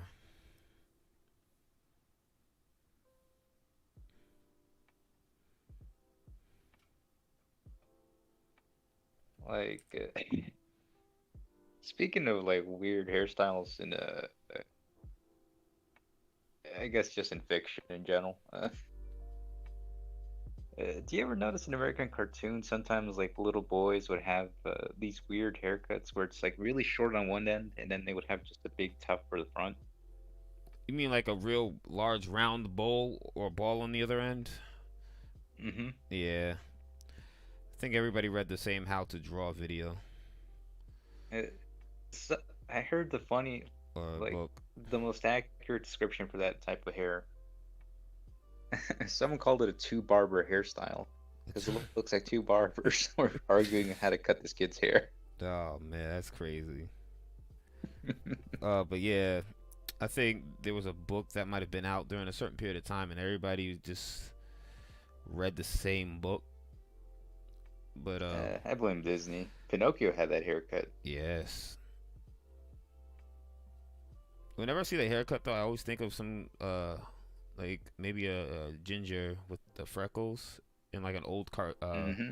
newspaper. I think I know which one you're talking about.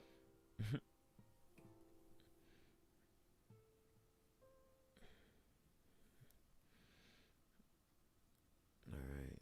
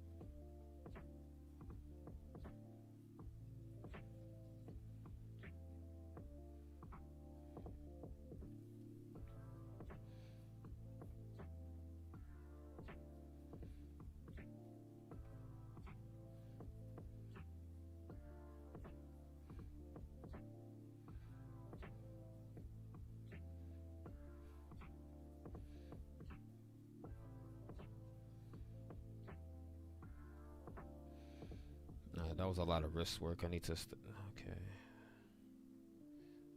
That definitely hurt a little bit more.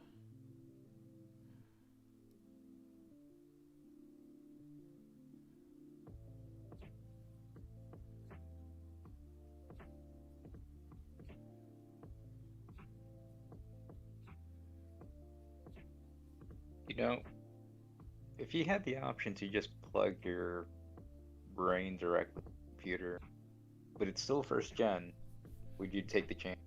No way. I mean, it's first gen in that they got it to work, but it's still like the first gen.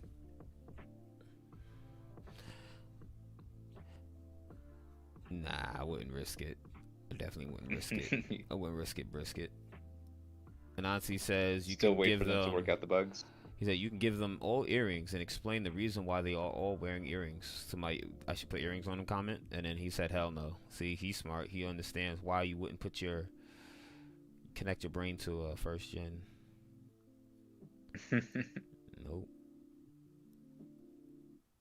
just wouldn't do it.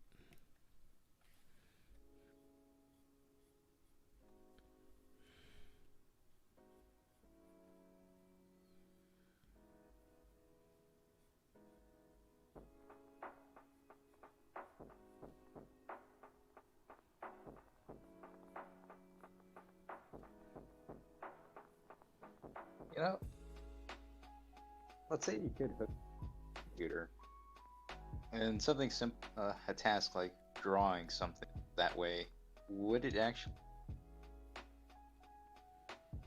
Say it again. You cut off on the last part. No, I said, let's say you could hook up your brain to a computer, right? Hmm. Let's take a task like drawing. Would something like that actually make it easier to draw? Probably with enough training. They already have a peripheral you can, I think, play in VR or something like that, where you can control things with your brain. Hmm.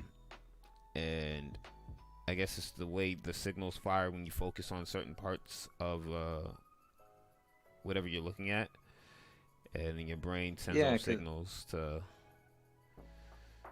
So I think just with enough Yeah, practice, you could. Yeah, you would still have to make it, right? I'm assuming, because when I was a kid, I think like it would just appear. Like you just thought it and it would appear. But You know what I I imagine don't it think it being would be like? that simple. I imagine it I don't think being it would be like that simple, right? no. I imagine it being like Etch a Sketch. The process would feel a lot like Etch a Sketch in your brain,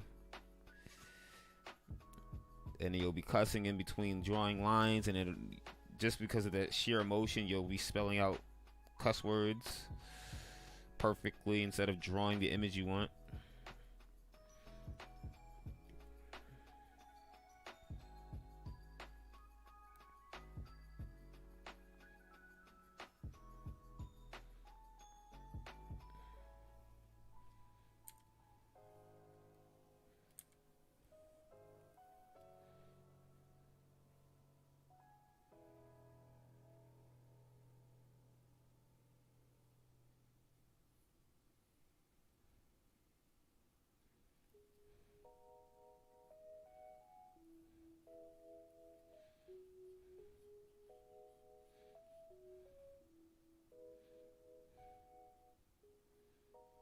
Hmm.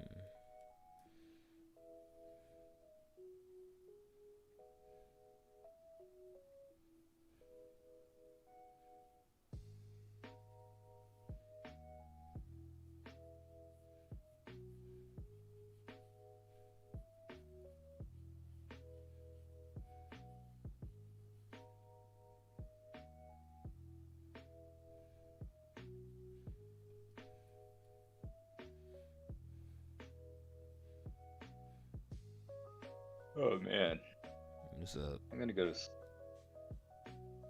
So, it. I'll talk to you tomorrow. All right, Dave. Thanks for joining me. All right, everyone else out there, good night.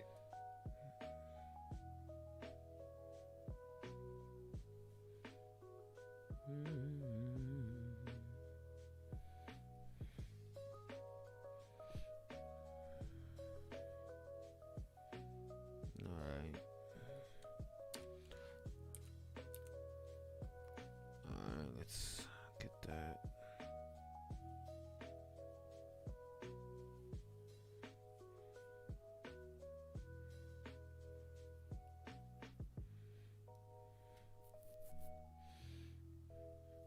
Actually, I don't want this to be. I want this to be flat.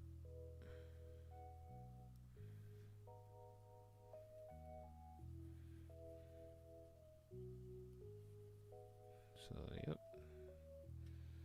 That's gonna be flat now.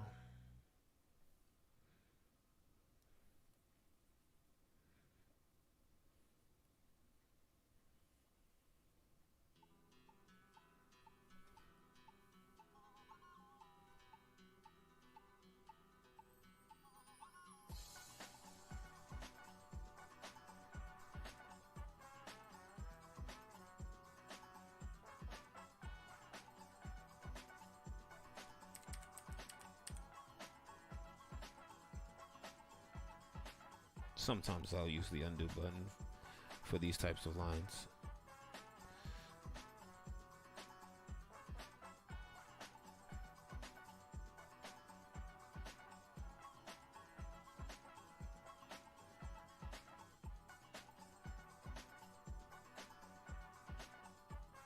Yeah, go ahead. It's open.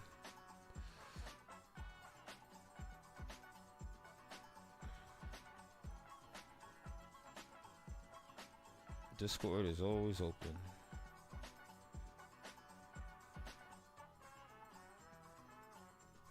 Yo, I am sweating bullets.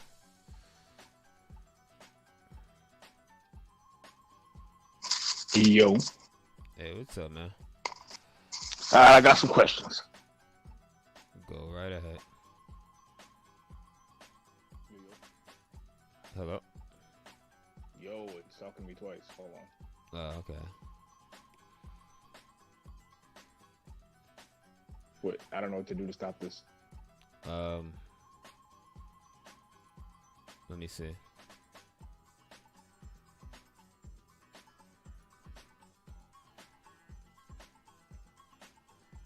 Do you have any mute options available? I'm afraid to talk now. Hold on. Yo. Yep. Okay, I closed the what's it called? I closed the stream because I was hearing our conversation twice. It was concerning and confusing me. But no, What's it called? Fancy Dave, in your conversation about influences, gave me a question specifically. How do you go about incorporating your influences into your work? Well, me personally, if you practice what you're influenced by, you can slowly start to throw in certain details. And again, it depends on what you mean by influence. Do you like the line work, the line width of somebody, the colorization? Do you just like the way somebody? Because you might not necessarily fall in love in particular with the entire design of an artist. Right. You might just like the way they just do eyes and line width. You start applying those things. But the thing is, I make the mistake a lot where I try to apply only one element to a particular show or artist that I like, and be like, oh, I just want to imitate that style. But you really have to kind of pick and choose your starting 3 roster. You know, you can play around with more than one artist and see what mixes and mashes or what flows together, and then you can kind of take influences that way. But I don't think I would take an influence 100%, or I wouldn't try to imitate a style 100% of the way. I feel that's a recipe for disaster. Hey, you know. And Fancy Dave was talking about his fine art influences. Brittany and I went to the what is it, the MoMA a couple of years ago. There was a specific, I believe he was a Spanish painter. I think it's Francisco Cristobal Villalpin, something like that. And the striking characteristic about his work, you know, the pictures where only one color pops? Yeah. His work had a lot of that quality to it. And I don't know how to explain it better than the red was always bright as hell. Almost like, you saw 300? Yeah. Almost like 300-esque. Where red was the color that popped and everything else was like earth tones or like muddy browns and stuff like that. But his style was mad interesting just because like he would draw, I believe they're called romantic paintings. It's about like, you know, Bible scenes and stuff like that. But it was, I guess, the earliest phases of a comic book because technically it was sequential art. So like from the top to the bottom, it'll be a story, right? Like something in the Bible. But the top of the picture is a different point in the story than the bottom of the picture. But he'd do it all with one light source. It's a very, very interesting style, but the reds popped in a way that almost felt like a comic book cover. Yeah. Just because they were so dynamic relative to the rest of what was going on. And I like his work since then, but I don't really know how to go about anything of the sort, you know? Do I want this? Do I like this? Hold on.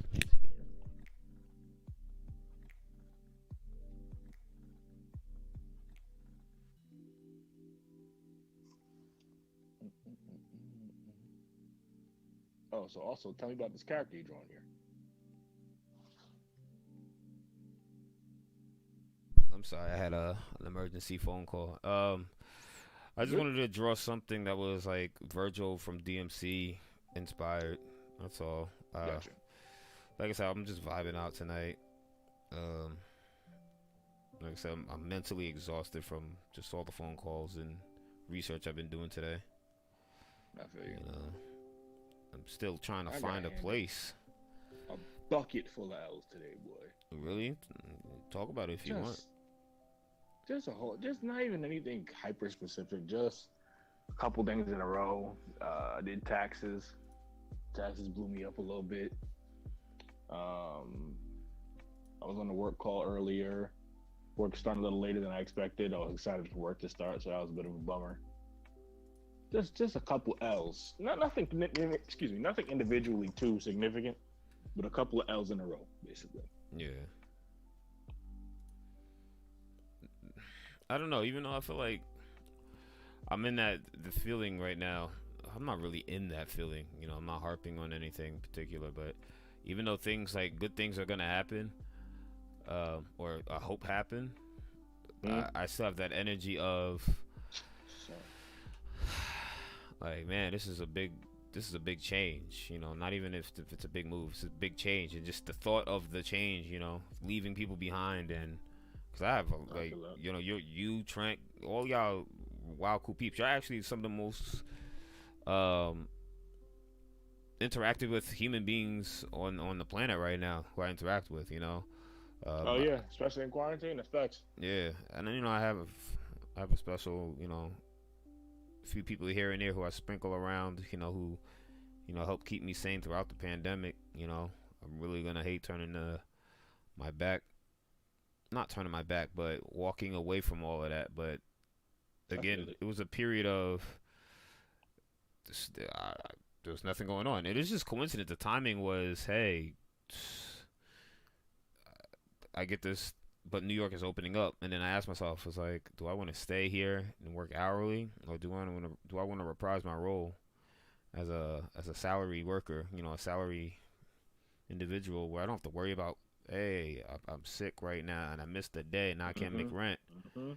But at the end of the I day, it's hear you. like, you know, because my mom, like I said, my mom's cancer and whatnot. My mom doesn't even want me to go, so she kind of like did the whole. Hit you with the guilt. It was a weird, subtle guilt, but it wasn't direct guilt. She just wants to make sure that, hey, you sure this is what you want to do? Because Right, I feel you. I guess I've been sheltered my whole life. Like I've never left New Rochelle. I've never lived anywhere Okay, else other than New Rochelle. I hang out mostly in New Rochelle, I feel that. so it's just Yeah, I mean, I'm sure homesickness is a part of it, but some of the goals you've expressed, I can see why New Rochelle might not be that vibe. But I've had this conversation with a bunch of friends. It's not only tough, it's confusing. yeah, Because the part that's confusing is like, if you think about like, your individual situation, anybody's situation, somebody is doing absolutely nothing right in their life right now, but they're managing to stay in this expensive area. yeah. And then you're doing what you're supposed to do, and then They're like one or grinding two to things go be, left, yeah. They're and now grinding you're to go looking like, nowhere. right, like, damn, am I soiling? Like, this is not what I thought. This is not how this is supposed to go. And you got to start looking around, but it's tough because also a lack of information is dangerous. Like, I went to go visit a bunch of people I know have always talked about, yo, I'm gonna go to Maryland, go to Maryland, go to Maryland, right? And Maryland is cheap. My mom used to say that a lot as well because my godmother lives in DC. No, she lives in Virginia rather. Lives in Virginia, but all of them things is low key the same thing. Anyway, my grandfather on my mom's side lives in Virginia. Her best friend lives in Virginia, so she's looked at Maryland. And Maryland is one of the areas that has one of the richest, predominantly black counties in the United States as well. Yeah, So for black people, that's a dope spot to be in. If you can manage that, it's a great spot to be in. So I've heard this echoed from people that have some connections to Maryland or whatever. I went to go visit some friends in Albany maybe shortly before or shortly after New Year. Man, that man told me what his rent was. I was appalled. what did he say? That brother was paying $850, and his spot was fire. His spot was not. It's not quite as big as Trent's, but it's only 1 bedroom. But kitchen, big as hell. He got a little dining room area separate from his little living room area. Now it's all like continuous, but there's enough space between these things that you can make them their own separate environments. If you understand what I'm saying. Yeah, Like it's not like you put a dining room in the middle and the dining room is damn near in the window next to the living room. You know what I mean? yeah. So like the bathroom wasn't a Crayola crayon box with a toilet in it. Like he had mad space. Like if somebody posted a listing like that in Westchester, it would be gone before the day was over. Oh yeah. Like no questions asked, it would be done in an hour. Because that joint was insane. And when he told me, like recently an opportunity for me to move out arose. And it was to a spot in Harlem. I wasn't in love with the spot. The spot needed some work. So ultimately I decided not to do it, but it was going to be at a very reduced rate. When I saw what that reduced rate was compared to what that brother's paying up there in Albany, I was like, damn, man. Everybody talk about moving down south, but a little more north might be the move because he not paying anything to be up there. It's crazy. You'll be surprised, as Monica said on Instagram. You'll be surprised like how the rest of the world really functions, you know. And I'm not saying, hey, uh, these places have their caveats, and this is why the cost of living is different. I just think, Of course. uh, when there's an oversaturation of certain markets, they exploit that and say, hey, let's inflate the cost of living by, let's up it to 200% rather than going maybe 20% over the U.S. average, you know. And I was just shocked to see that you can buy a big bag of strawberries for $1, you know, from what I can see in PA. Right. So Yeah, it's weird. You spend so much time and like, not to bash, excuse me, not to bash public school or anything like that, but it is definitely a difficult thing to reconcile when you've gone to school, you've done okay in school, and you don't have any information at the end, regardless. Like, understanding cost of living versus the amount that people are paying people to live in those areas, understanding the value of secondary education versus how much money you need in an area to specifically do something. Just a whole bunch of different comparisons you'd have to be able to make, and connected to each of them is some like dollar amounts. yeah, But I don't ever recall like home economics didn't cover this. Home ec taught me to make cake. It didn't teach me to do taxes. It didn't teach me about the different. That's a I guess a cliche argument, right? mm-hmm. But it realistically is kind of rough when you see like, damn, I don't know anything, and I don't know how I'm gonna learn either. And that's where anxiety, like that's where a lot of people get hit with this weird anxiety. And it's like, Yeah, I think it's just a symptom of our age group, really. Like, we're trying to figure it out, and again, in your lifetime and mine, you've seen how many events that are supposed to be once in a lifetime events. 9/11 rattled the economy for a while. 2008 rattled the economy for a while. This is gonna rattle the economy for a while. yeah, It gets tough to really. And in 2000, the advent of the internet changed the economy entirely. yes, So like, damn, there's no stability anywhere around here, and y'all telling me to figure it out. Meanwhile, I'm watching people, of different, varying degrees of talent, get rich off of nonsense. People doing pranks on YouTube, and the bag come. yeah.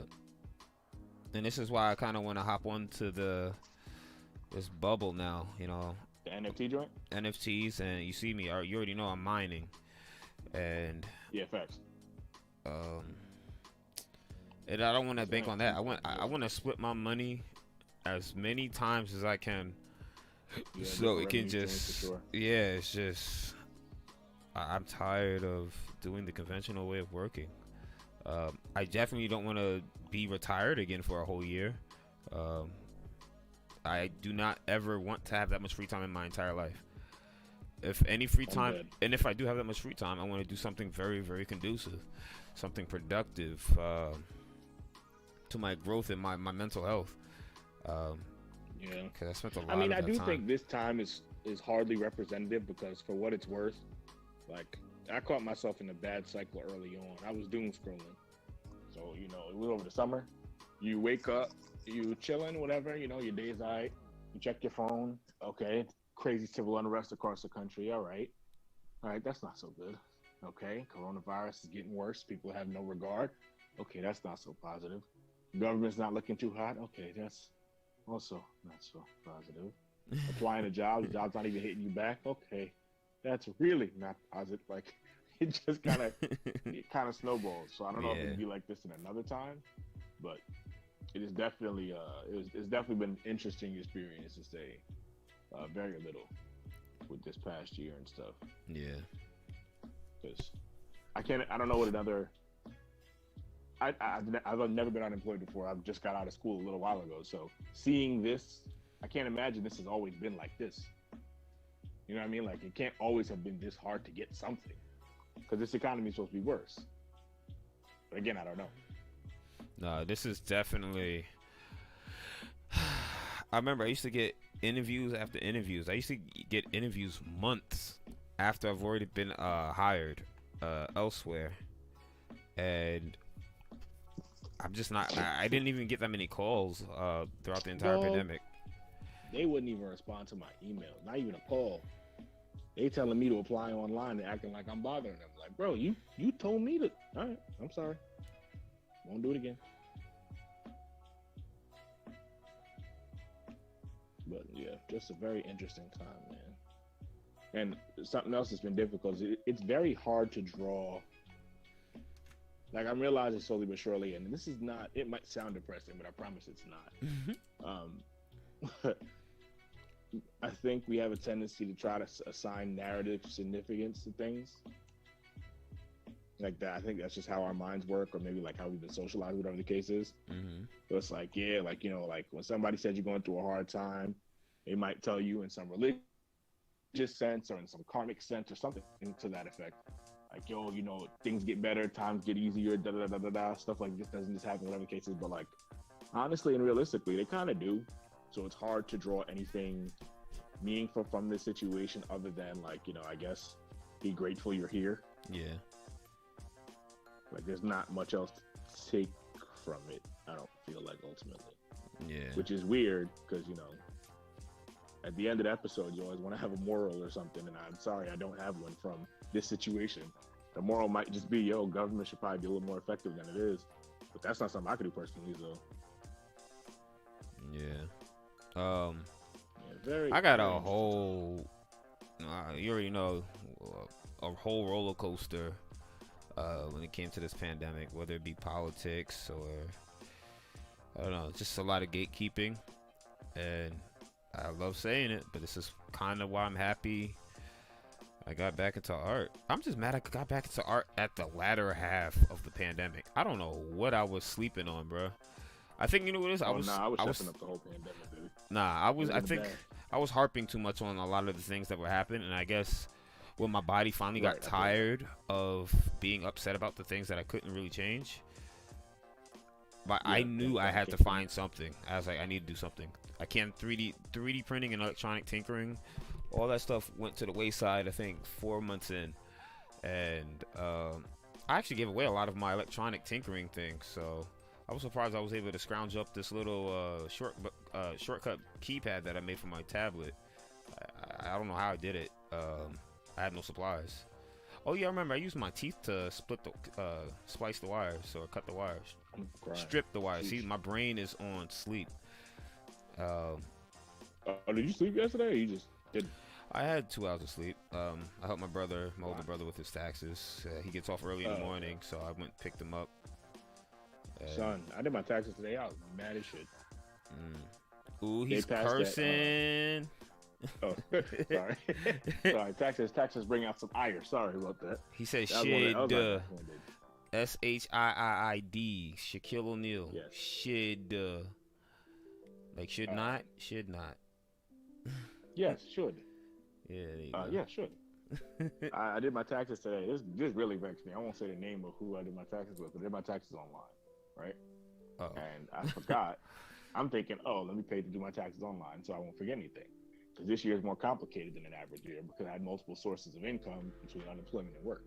Yeah. So I do my taxes or whatever, right? I'm like, okay, cool. So I get to the end of my taxes, and I'm like, they're giving me money back? That doesn't seem correct. And I remembered, I was like, oh, okay, I forgot to input unemployment because while I'm clicking through the thing, they didn't ask me if I received unemployment. Your state, like, okay. Huh? So, say it again? Is the state going to be the main character in this story? No, everybody violated. Oh snap! They jumped me like that JoJo's meme. It was everybody. Fight back. Yeah, it's for real. I was like, come on, yo. Oh man. So I do the thing, and at the end of the day, I realized, oh no, I forgot my unemployment. So I go get the forms for my unemployment. I put it in. The additional income that I had from unemployment took my return from almost $3,000 to me owing $700. So I'm sitting here like, bruh. All right. I'm like, all right, fine. So then I do the taxes. I'm like, all right, that's annoying. I got bopped, and I didn't know I got bopped. And I was just saying, wow, for the first time in a couple of weeks, because, you know, stuff to pay for, I got a little bit of money in my pocket. So I was like, all right, cool, this is great. Little did I know, do the taxes, bodied. All right, cool, whatever.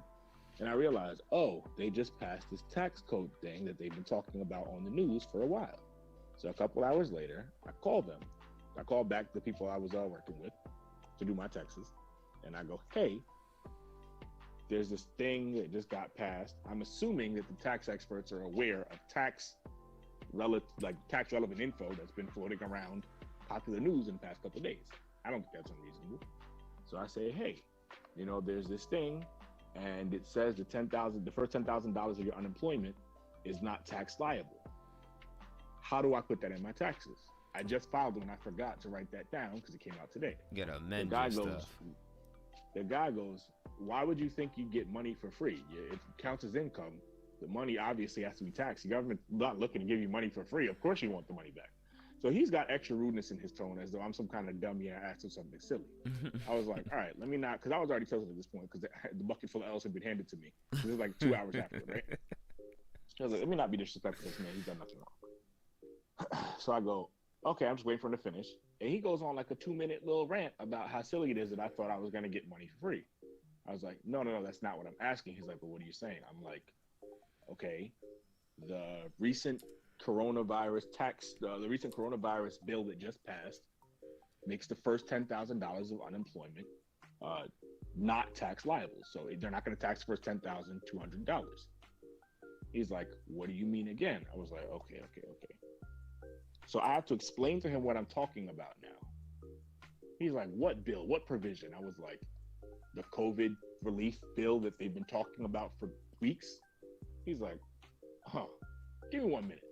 So he goes to go look, and he's looking for like 5 minutes. I only been talking to him for like 3 or 4. He's looking for 5 minutes. I'm like, okay. He comes back and goes, yeah, give me 1 second. I got to check with somebody. I was like, okay. Now I'm pissed because you were extra rude and tried to make it seem like I'm an idiot because you didn't know what you were talking about at your job. I came to you for help, and you didn't know what you were doing, and you belittled me and made it seem as though I was a dummy. Okay, cool. Then he comes back and he tells me what I know already. He goes, yeah, it only passed today. I was like, oh, okay. Because at this point, I'm not going to keep saying, oh, like, I'm not going to be rude to you. So I was like, oh, okay, it passed today. I told you it passed today. I know that. So he's like, yeah, so you got to amend your tax form. Yep. I'm asking him specifically, do you have any idea how it's going to affect what I owe? And he comes back and goes, yeah, you got to amend your tax form to include it later. I was like, oh, okay, thank you. He goes, yeah, no problem. There's a survey that's coming in the mail. If you don't mind filling out that survey, that'd be great. Oh. In my mind, I'm like, listen, this survey going to be full. You're going to be sick and tired of the survey by the time we're done with the survey. Boy, oh boy. And then the other L I got handed. You remember I did the Tiki Torch and Val Hallen sketches for Redbubble?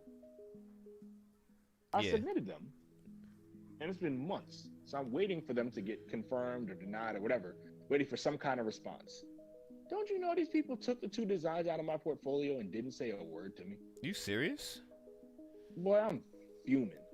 You wouldn't even give me a message as to what took place? Like, hey, we dubbed it because? Literally, months. I was trying to get the Val Hallen one done, literally, like last June. I started that process. And then I took it back out because I was like, you know what, whatever. Let me touch it up a little bit since it's going to take a long time anyway. Yeah. And then resubmitted it later in the year. They took that joint out my portfolio clean. I was hoping to get some good news. Maybe it'd been, greenlit. They took them out my portfolio clean and didn't say a word to me. Bro. I am so y'all sorry. Serious? That's all I can say. Boy, I'm vexed. Like, it's not so much the dub. It's that, you have this whole interface, a whole website. You do 1,000,001 things, and you go through all this trouble to get the legal paperwork done so you can do fan art. But you don't have the good sense to let me know that my design was or was not affirmed? Preach. Talk your stuff. It's true. Like, come on, man. I think that's a bare minimum request. Like, just at least tell me yes or no. Absolutely. So now I'm waiting to see. Maybe it was an accident. It definitely wasn't. No, you gotta be a little more. You gotta be a little more optimistic than that. Remember, you're the great Anansi. Oh no. But we. My dear brother Noomsi. But in their frequently asked questions, one of the questions was, "Why did my art disappear from my portfolio, my fan art?" They were like, "Oh, because it didn't get confirmed." So like, It's likely that, but like, golly, y'all have a bubble mail system and everything to let fans and buyers interact with sellers, but you wouldn't just message me on that same system to say yes or no. I gotta go in and find out for myself that you didn't even have the decency to tell me what happened. And who is this? Redbubble, right? Yeah. Yeah, man. I'm looking for a new place to sell T-shirts right now. Etsy. Let me stop. I was looking at the different print-on-demand services. Okay. Because I do still want to, put T-shirts out if I can, see if I can make a dime. But a lot of them have more complicated selling structures than Redbubble appears to have.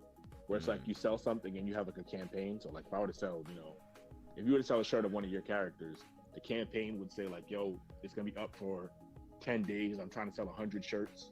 And it'll give you whatever you get. But for whatever reason, it's like always a limited release. I don't know if that's to drive up artificial scarcity or what, but everything is treated like a limited release. And I don't think I have the advertising infrastructure just laying around to drum up interest and get people to execute that quickly. So like, yeah, I don't really know how I'm gonna do that. So I guess I'll see slowly but surely. But I would highly recommend too if you want to talk maybe T-shirt business. I don't know if he's still actively doing it that much. Hit up Odari. Maybe Odari. Yeah, I heard him talking the other day about the color. I forget the specific phrasing, but color the color separation. Thing you do. Yeah, the color separation. Yes. Yeah, like I know he knows what the process involved. Maybe he has some more business insight. Yes, I was thinking about talking to him after. I don't know why. I think I was on mute that day. I might have been doing something else as well. Yeah, you were. But yeah, I was listening to that conversation. That was a good conversation on color separation. And then he said you can make money color separating. So if I want to, might ask him to get some pointers so I could figure that out, because that'd be cool to do, like helping the process, people making shirts and whatnot. Yeah. Oh man. Yeah, boy, they was handing the L's out liberally. Oh man. One of the first things I said in my mind was, you know what? I ain't playing no. I don't have the temperament for this. I don't want smoke. You got it. I ain't coming for this. So I could be hot, go to sleep, vexed. Nah, I'm good. I'm good off that. Hey guys, it's your boy Prestonification here. We over here vibing and drawing. I had to do it. It's your boy here, Preston Slade, aka Prestonification here, vibing and drawing. We had our boy Fancy Dave on earlier. He tuckered out. I tuckered out. It is what it is, I try to make a point to try to finish a line drawing, not even a finished drawing, a line drawing before the stream ended. But guess what? I got wrapped up in conversation. I got wrapped up in brainstorming. I got wrapped up in being sleepy. So you know what? This was a good exercise, and I'm going to review these tapes. You like my YouTube voice? I don't. Anyways, no, on the real talk, I'm not going to finish this line drawing on stream. Again, I'm a little worn out from today. But I'm gonna use this as a metric. I still ain't finished that sideboard. Wow, no, you gotta finish that. I'll get there eventually. But on a real tip though, let's do it. Hold on, cam focus. There we go. I'm a pro now. Yeah, you see my roach braids, right? Makes my head look like a P. Anyways, I'm going to review pretty much the process and what I'm doing while I'm sketching or drawing, just to see where I can improve and be a little more efficient for myself. Again, I'm not doing this for business sake, but if push comes to shove and I am doing this on a scale of making money, I would want to be more efficient at it. But also, I want to be able to pump out different creative works without having too many stockpiled. And Fancy Dave mentioned you shouldn't have more than 3 works in progress, just because it becomes too convoluted and you're going to start pushing things off, and then you're going to develop the habit of, well, I'll get to it later, let me do another thing. And next thing you know, again, I'm using Sketchable for this, I'm going to have 3 full journals of incomplete line art. I'm going back. I'm still on the fence, by the way, about Junie, whether or not I want to keep them line art, because I do like the recommendation. You told me to just do black and white manga line art with speed lines.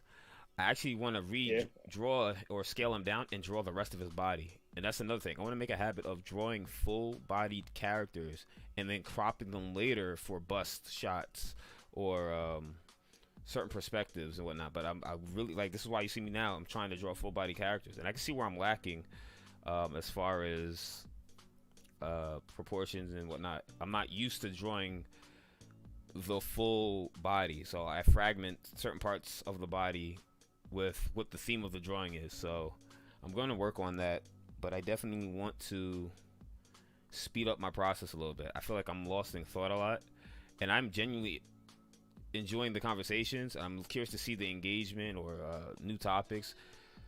Even some I like a little bit of a controversy when it comes to what anime sucks. My Hero Academia. My Hero Academia. My Hero Academia. That anime sucks. That damn crack. You lying? No, it doesn't. You lying? It doesn't. But I got worked up in that. So again, I'm gonna try to stream maybe 2 times a week. Today's Thursday, right? So I'm trying to gun for maybe Sundays and Thursdays. I will be doing sketchbook Sundays, sketchable Sundays, or surface Sundays. So that's what, sketchables are every day. So I'm planning on doing sketchbook Sundays or surface Sundays. So using my surface only. And I might even start streaming because the weather's getting nice out. I might start streaming outside by the waterfront, You'll see me outside, but that's going to be my schedule. But I'm going to be starting work soon. I'm actually going to be moving in the next couple of weeks, so I'm going to figure out my drawing schedule because I really do not want to fall back to that loop where I stop drawing again because work is overwhelming me. I'm going to make a solid effort to get at least an hour of drawing a day in. Ideally, I would want to do 2 to 3 hours of drawing, but that's really what it is. That's what I want to explain to everybody. Don't worry, we'll cuss you out if you don't. Yeah, that's really it. But thanks for tuning in. The VOD's going to be up on Instagram, YouTube, and Twitch. If I don't get a copyright strike on Instagram, because Instagram likes to clap people for using license-free music from another platform on their platform.